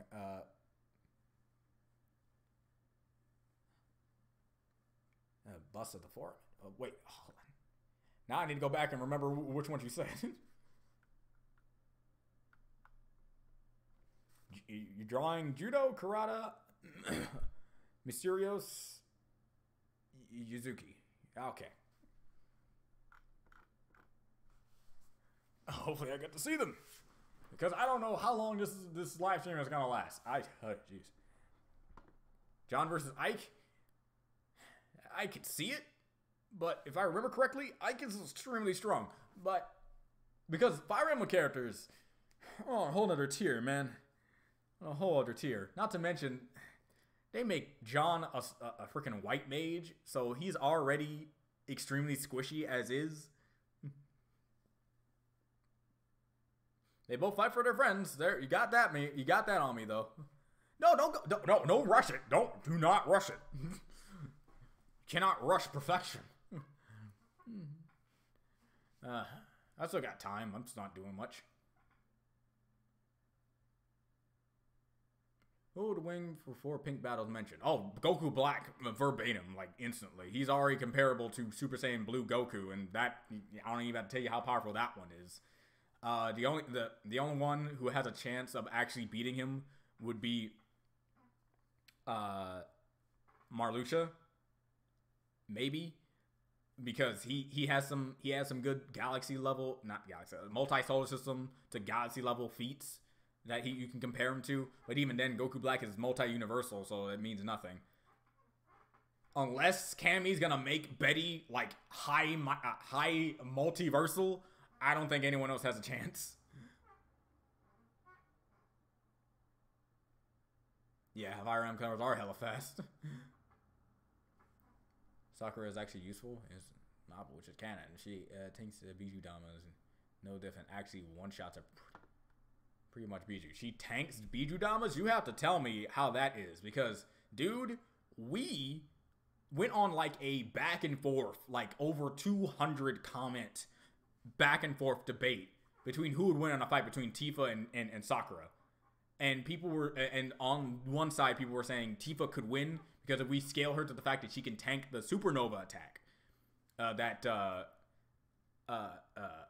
Sephiroth does, which isn't literally an actual supernova effect, but like a really big good explosion sort of thing. There's that. But if Sakura can actually tank Biju Damas, like you're telling me, and give me actual evidence, like the actual like text or what the name of the novel is, so I can look it up myself, then that gives Sakura a way better chance. Because I already said that she's probably faster than Tifa, given her fight with Shin Uchiha, being able to fight on par and even get in a good couple of hits on Shin, who has the Sharingan, which has minor precognition thanks to muscle tension. So that's good. Fire Emblem characters. It's in Sakura Haiden. All right, last stream limits. Yeah, time. Yeah, the limit's of 11 hours for a live stream, but do I have the voice in me to actually stay here that long? That's the problem.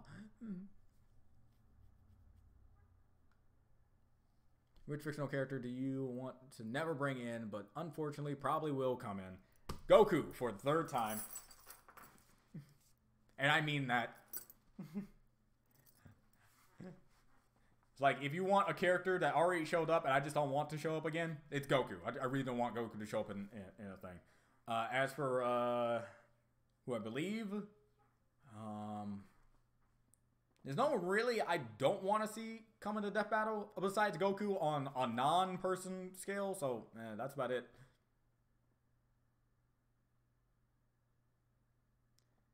Since you did a RWBY fanfic, do you think you can make more fanfics like that, or other shows like Dragon Ball Super, MLP, Boruto, etc.? Are you talking about my scripts? If you're talking about my scripts, then maybe, maybe. But here's the thing about when it comes like Dragon Ball and all other sort of stuff. I'm not as passionate to create something along those lines. The only reason why I did the RWBY fanfic to begin with is because I myself was kind of like not liking the direction that current RWBY is. Not to say I don't like it. I just don't like the current direction they're going through, and I believe they could go to so much better. But here's the thing: ratings and all the shit that I'm doing in my script, probably something they can't really show. So it makes sense. This is my fucked up mentality put into this show that probably shouldn't go that far to begin with. Type stuff. Just about that. Yeah, Sakura Hiden is serious. Oh yeah, I know about the Hiden series. I just didn't know Sakura got one.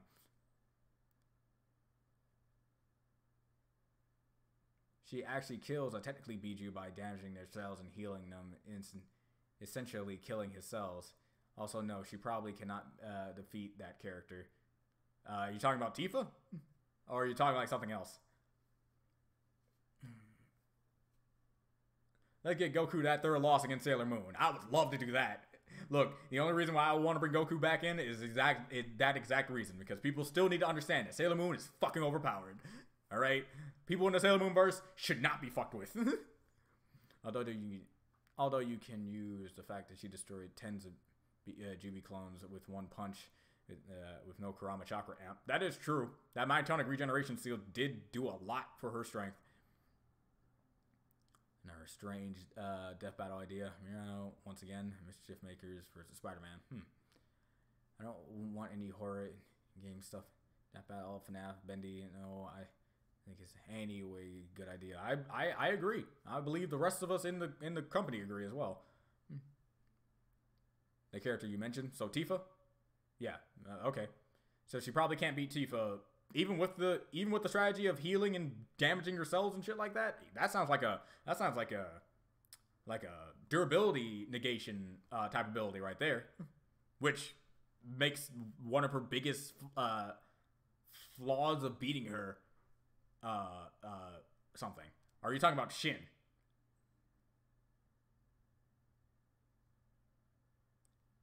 Goku versus Luffy. Come on, man. That's not a fight. Let's get Goku that third loss against Jigglypuff. Oh, Jigglypuff would outright obliterate him. I mean, if Kirby can beat Majin Buu, then I don't see how Jigglypuff can't beat Goku.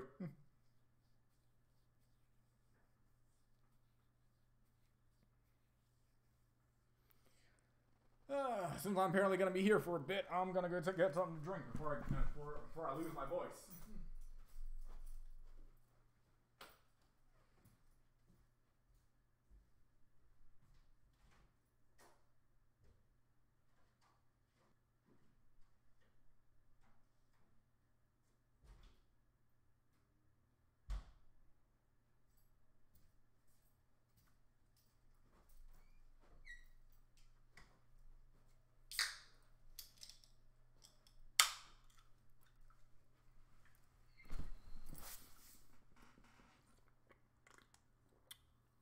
In my opinion, no.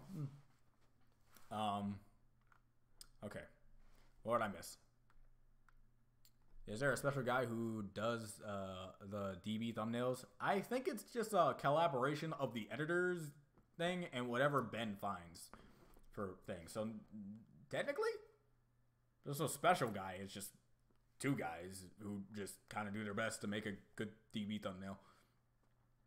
Sailor Moon and I spent 10 minutes looking at everything she could do, and it's just not fair at all. Thank you.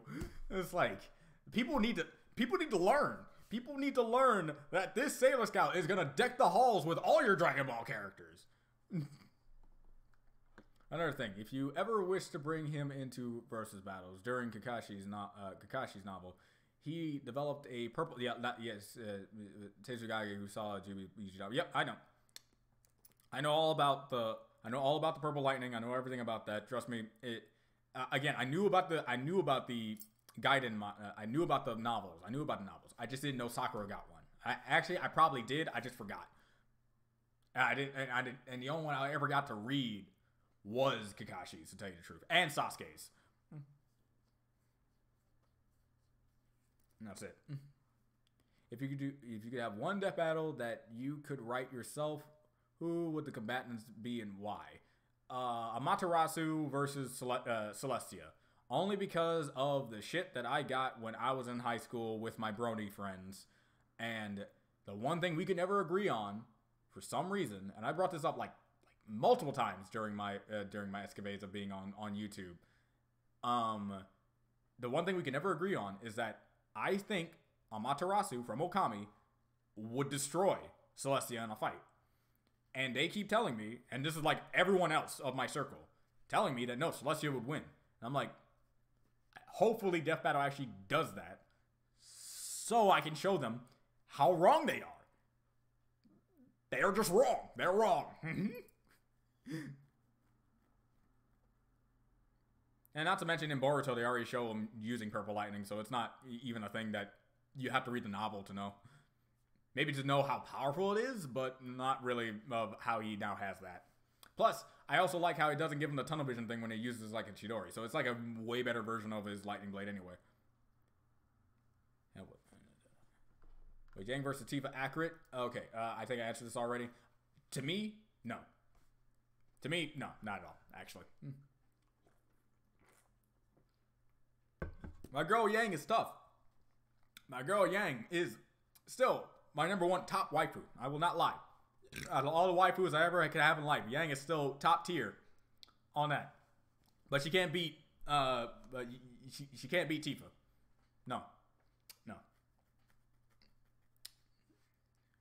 Okay, 2 down. We destroy kind of easily. I haven't even beaten the game yet. Thank you! See? You have sense! You are a person with a mind! Unlike them! It's like, Christ! Their arguments are like so arbitrary too. It's like, what are you talking about?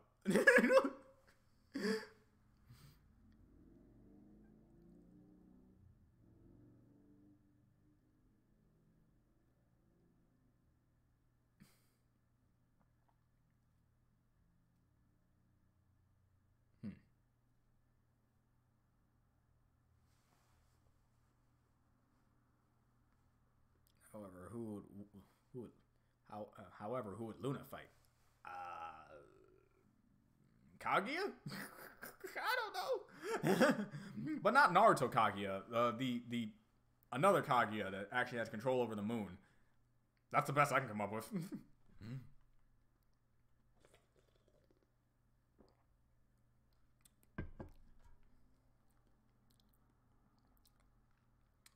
Can and when is pretty much all I can tell you. Yes, an MOP character can appear in another death battle.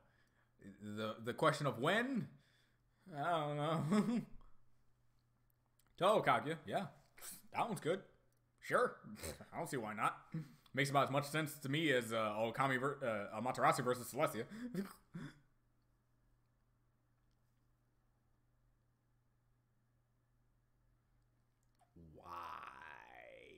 From the Matrix. Why him, though? Who do you think is a fair match for adult Sasuke or Naruto, aside from each other? Adult Naruto?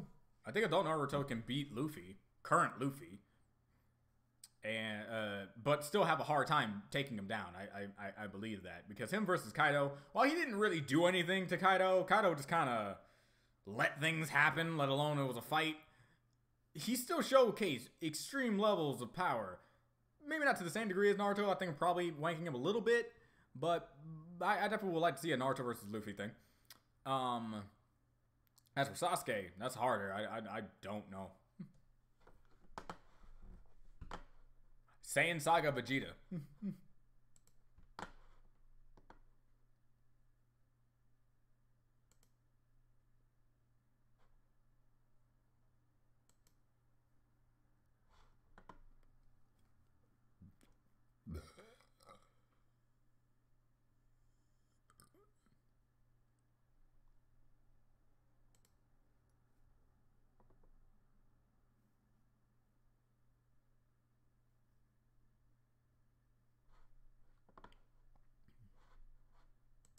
I do like how my art style just went more and more lazy as the time went on. It was right. Eggman, controller of the moon versus one who pissed on the moon. Nice way of putting that. I don't know. The Matrix has like 0 rep, and Matrix is parallel to the Dream Realm. I don't think that's a good enough reason to have Neo fight Luna. I get that I want Neo like to represent Matrix too, but that's like. It's like, why? I think too many people would ask why. Then, yes, this is a proper matchup. If anything, Neo should fight someone who, fight one of the guys from Inception. That would make a little bit more sense.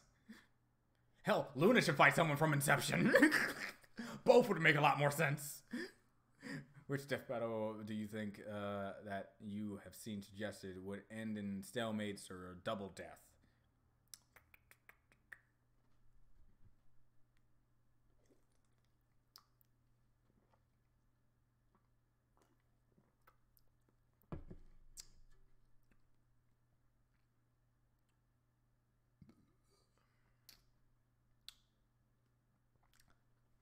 That's hard. That's actually kind of difficult for me to give you a straight answer for that. Next question.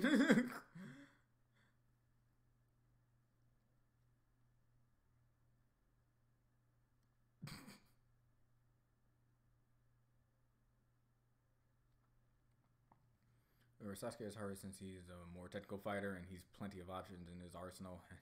Not counting the Renegon. Yeah. Dream versus Luna, Dream versus Luna in the Dream Realm. I am a left field idea person, and that's good. Do you think MLP Pony Life will be similar to Ruby Chibi? Considering that the only thing I know about Pony Life is just that one commercial where we got to see them do the thing. It's fly as hell. I'm not entirely sure and certain. It could be. Maybe. Possible. I hope not. I'm hoping good. That's all I gotta say. Dante, Devil May Cry versus Yu Narukami from Persona 4. If anything, I think Yu is gonna fight a JoJo character before we have him fight Dante, but I get it.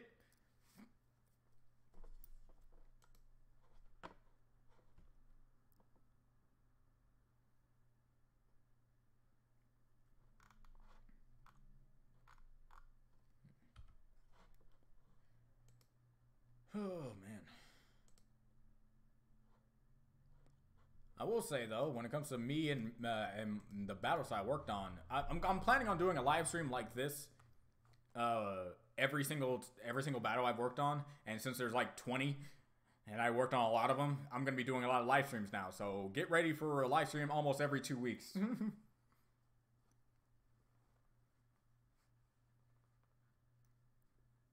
I usually give the but why kind of idea, so pretty much the norm.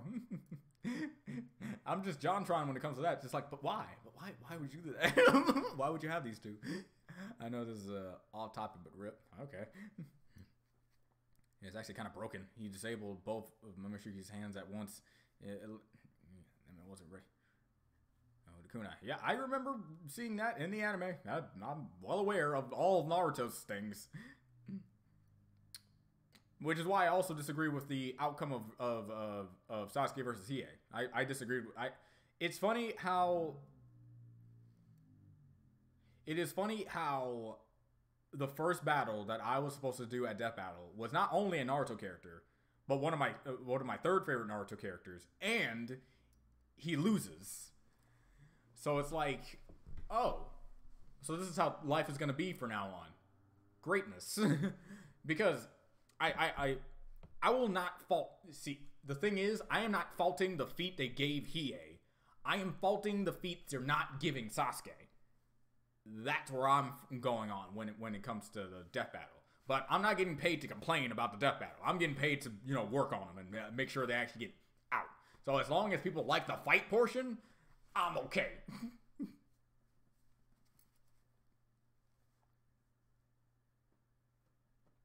Oh, Kobe. Right. Yeah. Yeah. It is when it comes to like stuff like that, it's impossible not to go off topic on it unless, specifically talking about that sort of thing. And me and the guys, when we went out to lunch, we had like a weird long discussion about how easy it is to just remember, oh yeah, death just sort of happens, doesn't it? It's not until you got a well-known person where you truly understand it just comes to you.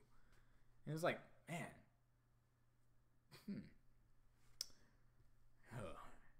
It's about, like my ideas. Sparrow, Aladdin. Organization. Simply not have one yet. Azura's Wrath. I love Azura's Wrath. Azura's Wrath needs some more representation, whether it be Azura himself or the guy you fight in the game, or his teacher, or something like that. Please. Please give me something like that. Please. Sasuke,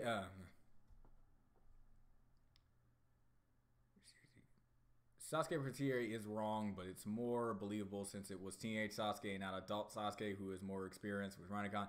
Here's the thing though, X-Cross, you're gonna hate me, but since Ben is wearing it on his shoulder, I'm just gonna have to tell you, even though in the sprite animation we have teenage Sasuke, we gave him adult Sasuke's feats and abilities, which makes the outcome that much more asinine. To tell you the truth, because I tried. I will tell you this. I tried my damnedest to have them understand just how powerful Sasuke is. Hell, if it wasn't for me, the ending where he fucking uses the Black Chidori, which is basically the Asura six-path chakra infused Chidori he has, which is one of his most powerful attacks. If it wasn't for me bringing it up, he wouldn't be using that attack. It's because it's like for some reason the process went like this. Apparently they went into this battle thinking that Sasuke was going to destroy Hiei, and throughout the making of the battle, it's like Sasuke's going to win. Then one guy in the research team said, hey, I found this feat in this one part and I think Hiei scales to it. And then they did their math and research. It's like, oh, and I guess that means that Hiei wins. And I'm like, are you sure about that? You really sure about that? Okay. But Sasuke should be planetary. I will defend Sasuke and Naruto being planet level, which makes it so that the whole larger scale feat means nothing. But again, I'm not getting paid to complain. I can have my own opinions. I still love working there. I love the people, and I love what we do. But sometimes the battles that we do are kind of horseshit. Love them all the same, though. The battles themselves are fine. It's all about whether or not you care about the character. Because in a Death Battle cast, one of the questions Ben had to answer was, why didn't you use adult Sasuke's feats? And then Ben looked at the camera and said, we did use adult Sasuke's feats. So they themselves have said outright they did use adult Sasuke. We didn't have an adult Sasuke sprite, so we had to go with the teen Sasuke stuff. That's the whole thing. That's the whole thing with like fucking Gaara versus Toph, where Toph was seen as a kid and Gaara was seen in his teen self, but we still use feats of old Toph to older Gaara and shit like that. So it's always hard to have a constant dissonance between the battle you see and what we're talking about.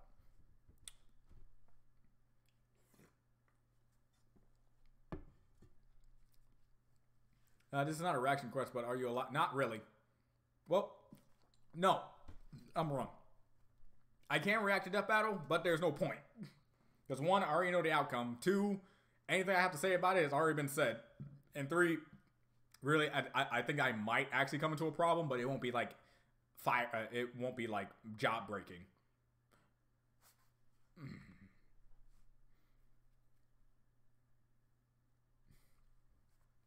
May or not be wrong, but in any case, it was known by the fact that this guy storyboarded the majority of the fight.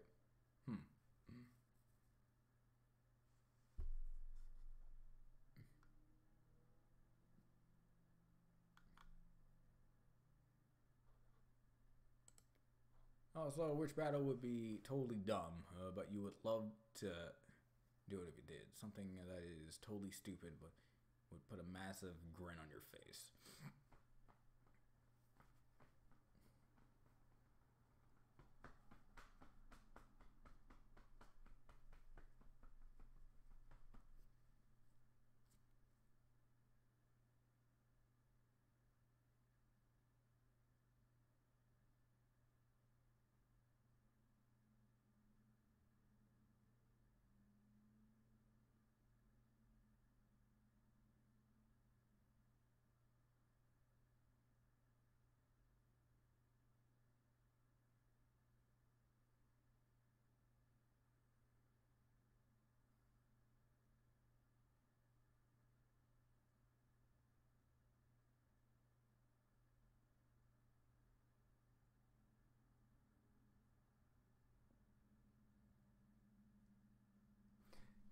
Got it.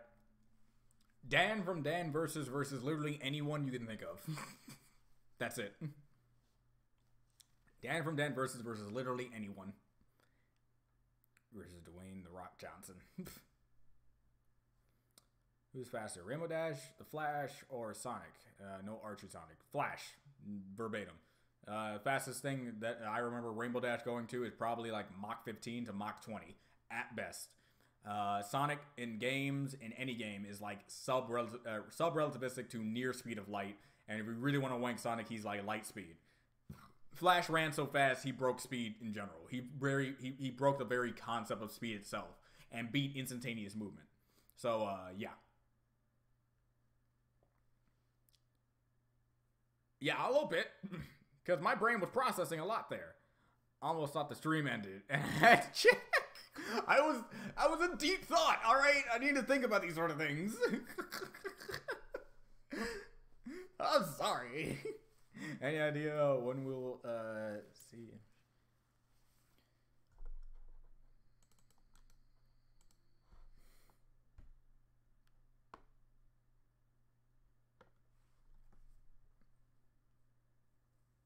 I have no clue. Hopefully soon.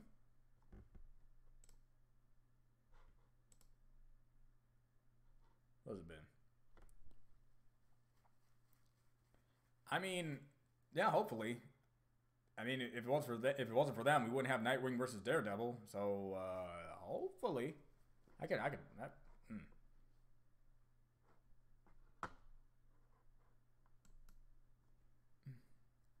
It's fine. I enjoyed the hell of it. Yeah, I'm happy you liked it. Because I thought it was really good. I thought it was really good. If they were going to have another live action one, those are the main guys we're going to have to get for it. Speaking of, I'm done. Give me 2 minutes. All right. I am prepared.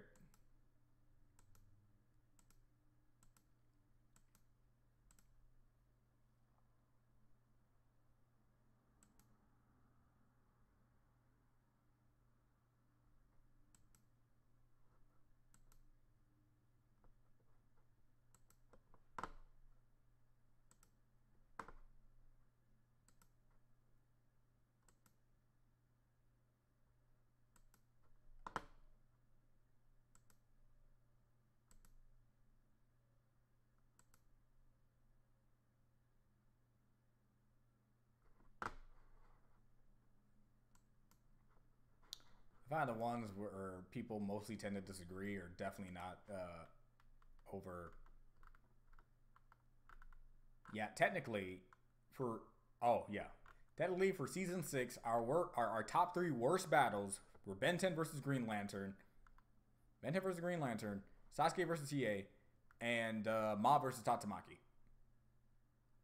In all technical terms, those are our worst matchups. And it makes sense. I mean, Ben 10 versus Green Lantern is hated for obvious reasons. Obvious reasons. Sasuke versus Hiei is hated for less obvious, but still, you can clearly see them reasons. And Mob versus Tatsumaki is hated only because Mob is a good boy and shouldn't deserve to die from a bitch like her. And I understand completely. Their mini matchups are awesome too. Yeah. Actually, yeah, that was my first video I ever saw from them.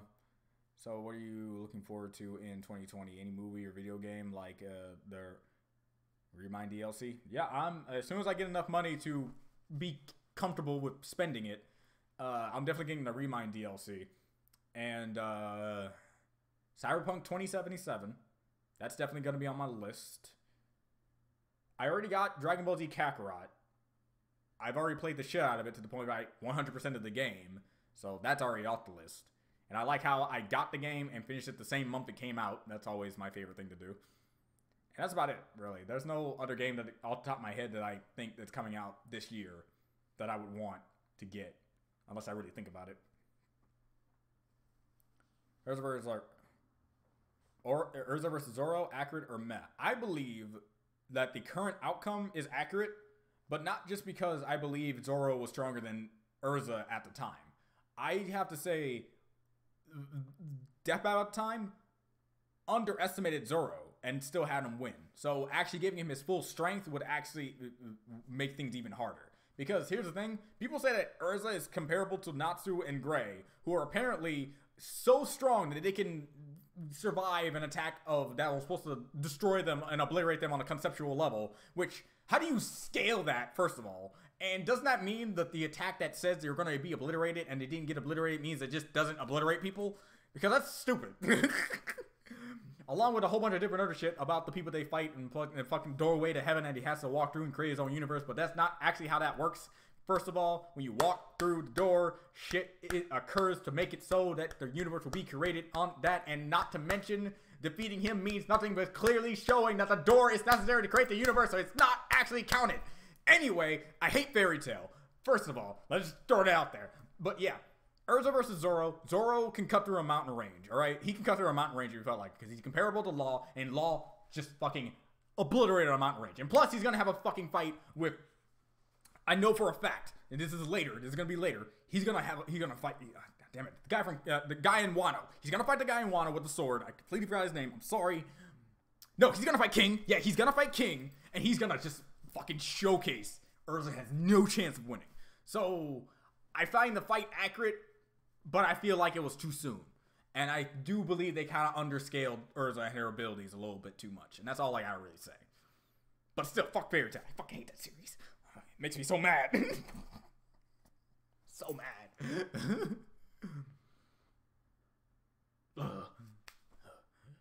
Swear to Dio. You're the type of guys that would see Boruto kill Momoshiki and be like, yep, Kid Boruto is stronger than Fusion Momoshiki, who is stronger than Kaguya. Yeah.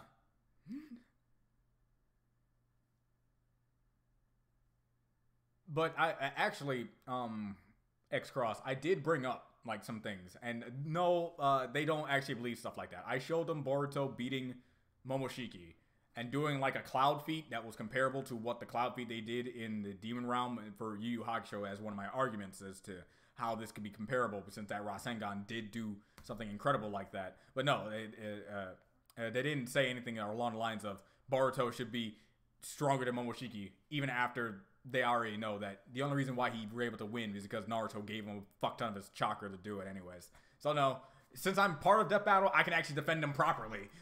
Shocker. So, no Sonic movie? What do you mean no Sonic movie? I'm definitely gonna go watch it. I'm definitely gonna go watch Sonic movie. Also, Strikes Fight animators, oh wow. Hey, I like the first season of... Hey, I like the first season of Fairy Tail, and the music is amazing, though, yes, it can bugger off.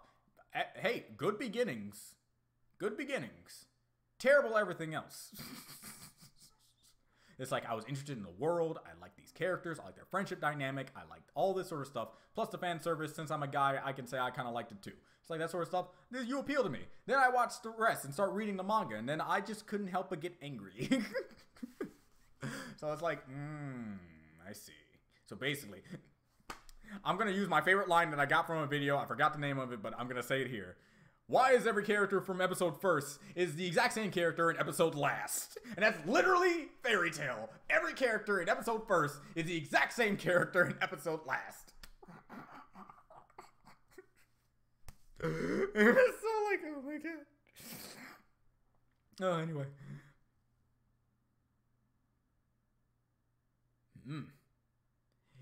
But right now, he has to go past King. I know he's going to fight Mihawk. And once he fight Mihawk, I don't think anyone else can fuck him with him at that point. But King's up first. King goes down. Zoro goes to anything. But I'm telling you, man.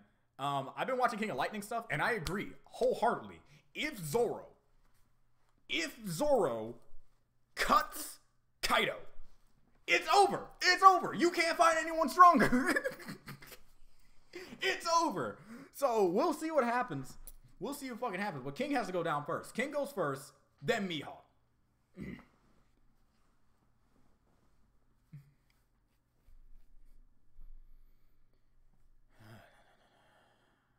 Is the reason people hate fairy tales is the power of friendship cranked up to 50?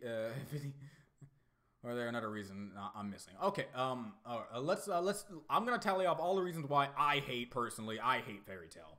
The lack of character arc, the fact that they keep reusing the same plot lines over and over, moves that are overhyped to no fucking degree and means nothing in the long run, only to say, hey, we're together and we tanked it. The power of friendship is definitely there. It's okay to use the power of friendship, but it's literally your Deus Ex Machina every single fucking time. I have a problem with it. And lastly, but surely not least, the ending. The ending is so fucking mind-grating. Fucking ending. And I'm gonna be respectful and not say spoilers. But all I will say is, standing is the most powerful attack in anyone's arsenal in that show. I'm done. I get really heated when I got things I hate.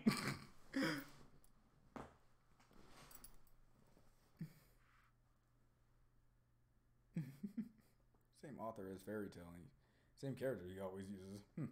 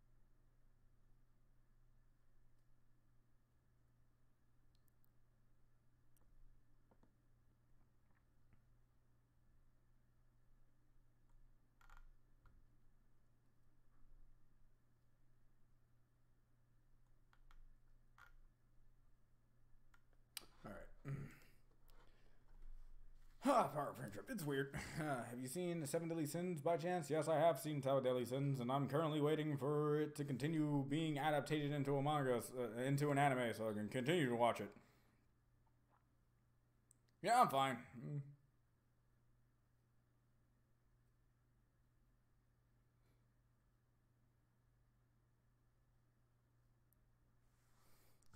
I was trying to look up Eden Zero. Because I know I've seen this before, and I was looking at it. And I'm like, yeah, I remember all my flashbacks of just dropping this immediately. It's not like I'm expecting the same thing as Fairy Tail. But when you stab me once in the chest, it's very hard for me to walk up to you again in the exact same manner as I did beforehand. Yeah, the power of friendship is weird. The power of friendship is weird, and I believe I don't do that in my story. I believe. But here's the thing about the power of friendship trope. It's very hard to make it so that you do or do not. Because there is a moment that comes to my mind, but it's not really a power of friendship moment. It's more of a power of convenience, if anything. So, yeah. Or maybe the power of mutual respect. What happened to those power-ups? Drake Bell versus the audience messing with the main theme of... Just look it up. It's great. If you could pick a character from Sins to put in Death Battle, which would it be? Either Hawk, because no one would expect it. No one would expect it. Deanne or Bon. Meliodas is too obvious. I think that's like a given. But Bon, Deanne, and Hawk. Those are the ones they'll never see coming. But the one I truly want, Escanor, only because I have a gay crush on the guy. I'm not gonna sugarcoat that. I fucking love him. Oh God. Oh Jesus. Like, dude. When I saw Escanor go buff for the first time, that voice, that charisma, the fact that he just fucking destroyed one of the commandments, just so hard, and he could just summon suns. It's like Steven and Greg's fusion, but like times 100 when that happened. I'm like, I fucking love Escanor. Dude, like, I have a big gay crush on Escanor. No one can fucking tear him away from me. Like, in forms of waifus, Yang. Husbandos, Escanor. Top tier husbando material. Alright?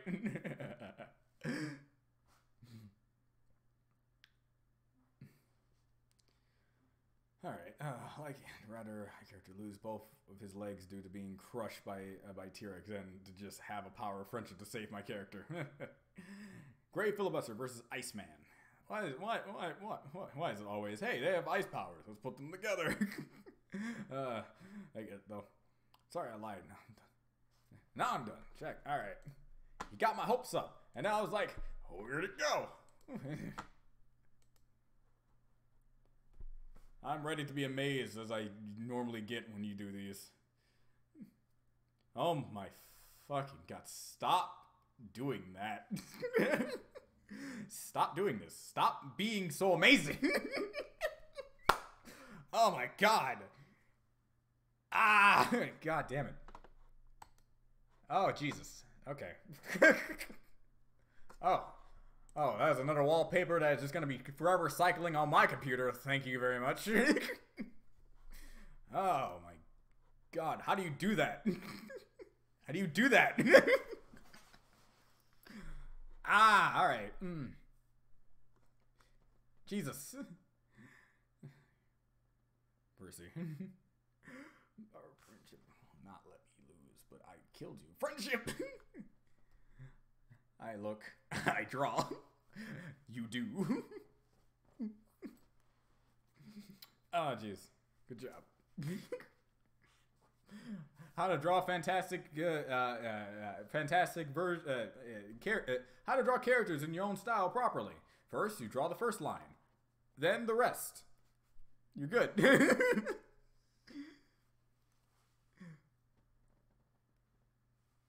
I only watched season 1. Who's Escanor? I'm just gonna let you wait. I'm just gonna wait until you see season 2 so you can experience all of Escanor's fantastic glory.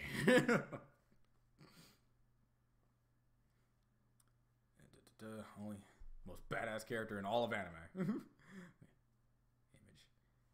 She uploaded it. She uploaded it on the stash, which I believe is just supposed to be for me. It's like, oh my God. Like, I really love how you drew Kurata. Like, like I overly enjoy how you drew Karada. Oh my god. It's like the first time where I saw it. Round his cheeks, yeah. Oh man. Oh jeez. Yeah, another thing I can't stop looking at. You did DJ, don't think this is weird, but the notification on DeviantArt of DeviantArt saying that you mentioned me for the Hirota thing. I still haven't deleted that notification. I just use it as another way of getting to that image whenever I need to look at something awesome. Because I can't. So I'm pathetic. Okay, I just want to know what are your headcanons for how Chara was before they died and Neo's backstory. Chara's. Yeah, I know, I did, and it's on my desktop. I did. It's just I'm weird. I told you I'm weird. It's like sometimes I'm at my job. You know, sometimes I'm at my job and just like, okay, my desktop isn't cycling to that image. I'm on DeviantArt. Click, click. Oh, there you go. Even though it's also one of my favorites, so I can also just go there. But, yeah. But my headcanons for Chara's backstory, the one thing I gotta say, I've seen the videos trying to defend Chara and her character and all that sort of stuff and yada yada yada yada yada yada yada yada yada yada yada yada yada. But the one thing they never seem to bring up, the one thing they never actually they never actually defend is, if that's the case, why the fuck does Azrael, the best friend of Chara, tell you verbatim he believed Chara wasn't a good person? So you either have to do one of two things. Tell me that Azrael was wrong, which you're wrong if you say so, or Azrael saw only the negative, making him right on his own accord, but wrong in the grand spectrum because he needed to watch YouTube videos showing that Chara is actually a good little angel from above and only got corrupted thanks to us as the players. Now, if DJ did a collab together. If I redrew his panels, that'd be a collab. DJ? DJ, all I will say is, I don't know what your schedule is like. I don't know what you do. I know you're doing boot camp and stuff, and that's you're doing some pretty hard shit. But like, if I have to pay you $100 a month to redraw my panels, I would do that.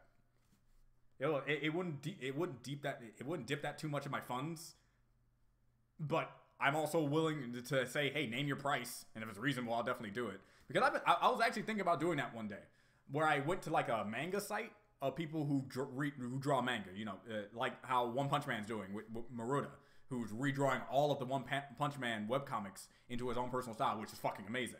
I was thinking about doing that one day, but it's like, do I really want to do this? Is this something that I want to do?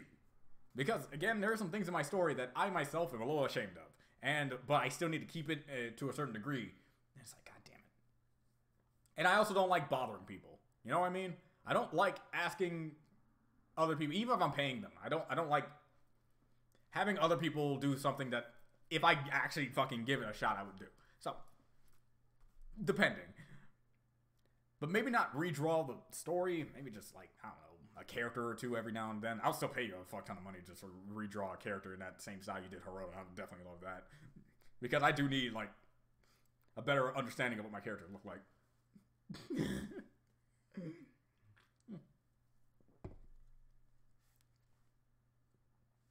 Sorry, it's just I'm one of those who believes they weren't really evil until the genocide run. Yeah, I get you. I get the mentality of it, but no one to this day has disproven me about Azrael's own words, the person who knows them better than we could ever do. We can't just look at some situations and depict this is what they were doing. Azrael's there. Azrael has been there. He knows them. So he should know when he says they were a bad person that we should believe him. And I believe him. Until someone discredits his judgment, I will constantly say Chara was a bad person. Wolf Dog Girl is Cutie Pie. Yes. Yes, she is. And I love her. I love her to death.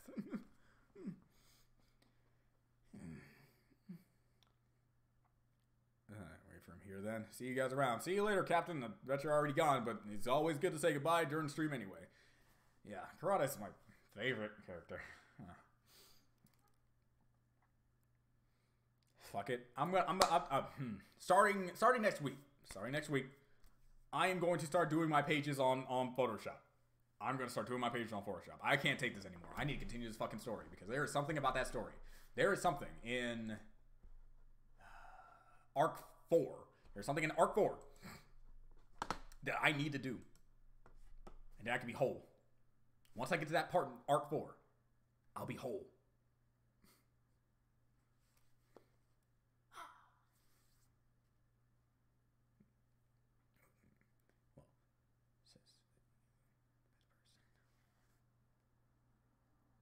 Well, he says they weren't the best person. Not that they weren't. See? And then you have semantics.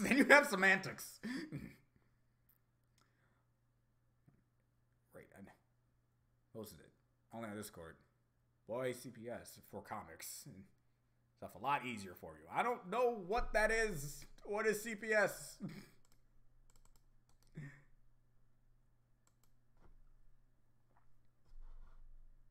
I'm getting a bunch of things. I don't think it's what you're talking about.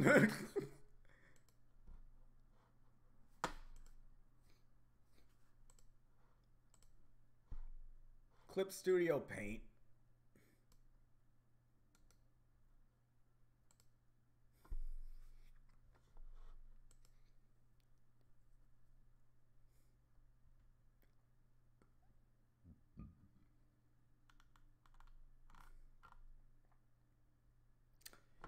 Yee, all right. That's $219 or 59 or 59. Clip Studio Pro or Clip Studio Paint EX? What's the difference? Oh, one's for illustrators and designers and one's for mine. Oh, so that's literally for me, that's literally $219. You must have been loaded at the time. Not to saying that I can't get this. I can. It won't be that big of an issue, but I hurt myself buying. Okay.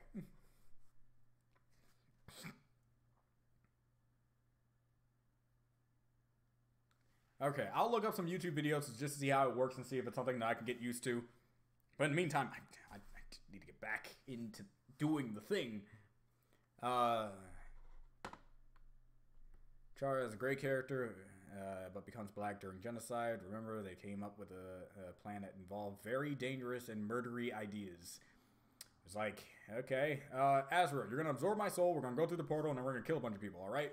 And then Azrael's like, no, we're not going to do that, and then got killed, and then got buried down the thing. You could say the ideas were pure, in a sense, I guess. Even though Asgore could have easily taken one of those souls, got out, got a few more, and came back, break the thing, but yeah. People don't have great ideas in that series. In that game.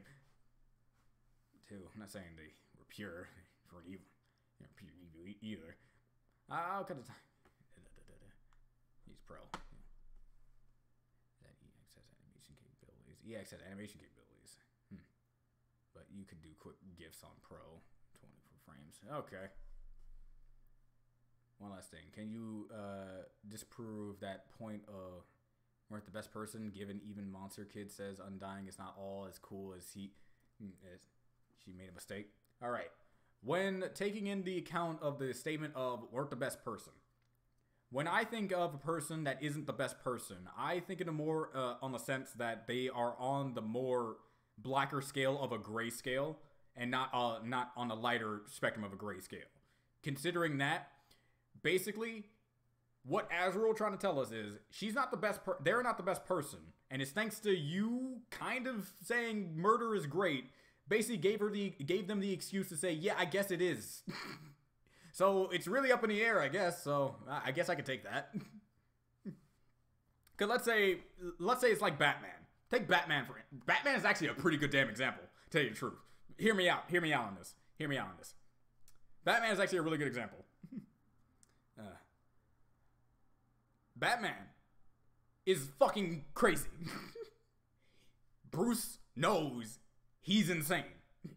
He's dressing around in a bat costume, scaring people. That is literally on paper what he's doing. He has gone on multiple occasions to say, if I kill one person, I am not coming back from that. If I stoop to that level, I'm coming back from that. So technically speaking, it's like Chara. Chara doesn't kill, but once you finally do show the intent of killing, Chara just kind of like, yeah, let's not go back from this. This is clearly fun. So it's like, okay.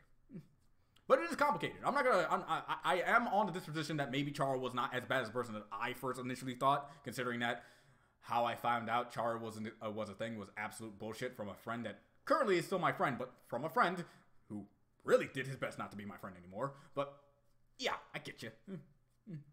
Because I'm all for the mentality that not everyone in life, that even the worst of people are the worst of people. You know what I mean? No, you don't. But basically, I suppose the most I can say is this: front is to do a trial period. I guess I'm gonna try that. Because the only thing that will stop me getting Photoshop and a bunch of things like that is because of the fact I didn't have a drawing tablet. But now that I have a drawing tablet, I'm just gonna do that then. So I'm gonna try a free trial starting next week and see how that goes. If it goes well, consider the rest of my pages digitized. Because man, that scanner help. Then again, the scanner costs $200 anyway, so it's not like I'm really spending that much.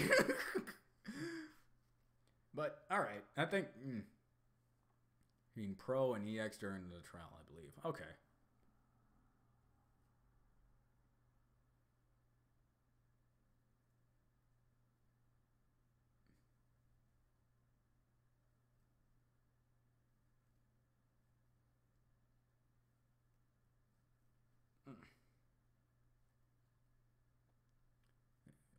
Half during sales. Okay. I think we're yeah, but I think it's been 3 hours and almost 30 minutes. I think it's about time we end things off here. I got to see your glorious thumbs that I'll never undownload from my computer and is now currently on my desktop. And god damn it, I hate it when people draw better than me. It makes me wish I could draw better. Jesus Christ. And this is like the second time I got to see someone draw judo in their own style, and I love that because I, for one, don't know how the fuck judo looks, to tell you the truth. Oh god. Cool. Yeah, I see. Okay. Yeah, there's that, at least. That's something about me. That's good. That's all okay. Alright. Everyone draws better than me, so there's that. It's like, I got stabbed with a sword, but hey, that guy got stabbed with 2 swords, so hey, my life's not all that bad. It's all about perspective this day and age. So yeah, we're gonna end things off here. When the next Death Battle comes out, which will be the next one, I did work on Sindel versus Black Canary. So I will be doing another live stream until then. So look out for that. And we can have a conversation like this again. And it's waste another 3 hours and 30 minutes of our lives together. Alright. Hopefully things go good. I'm going to get, hopefully, into more story stuff and things like that. So I'll see you guys later. Y'all have a nice day? No, it's not near the weekend yet. Alright. Round stuff. Try round stuff. That's all I can say. Alright, I'll try round stuff. See ya.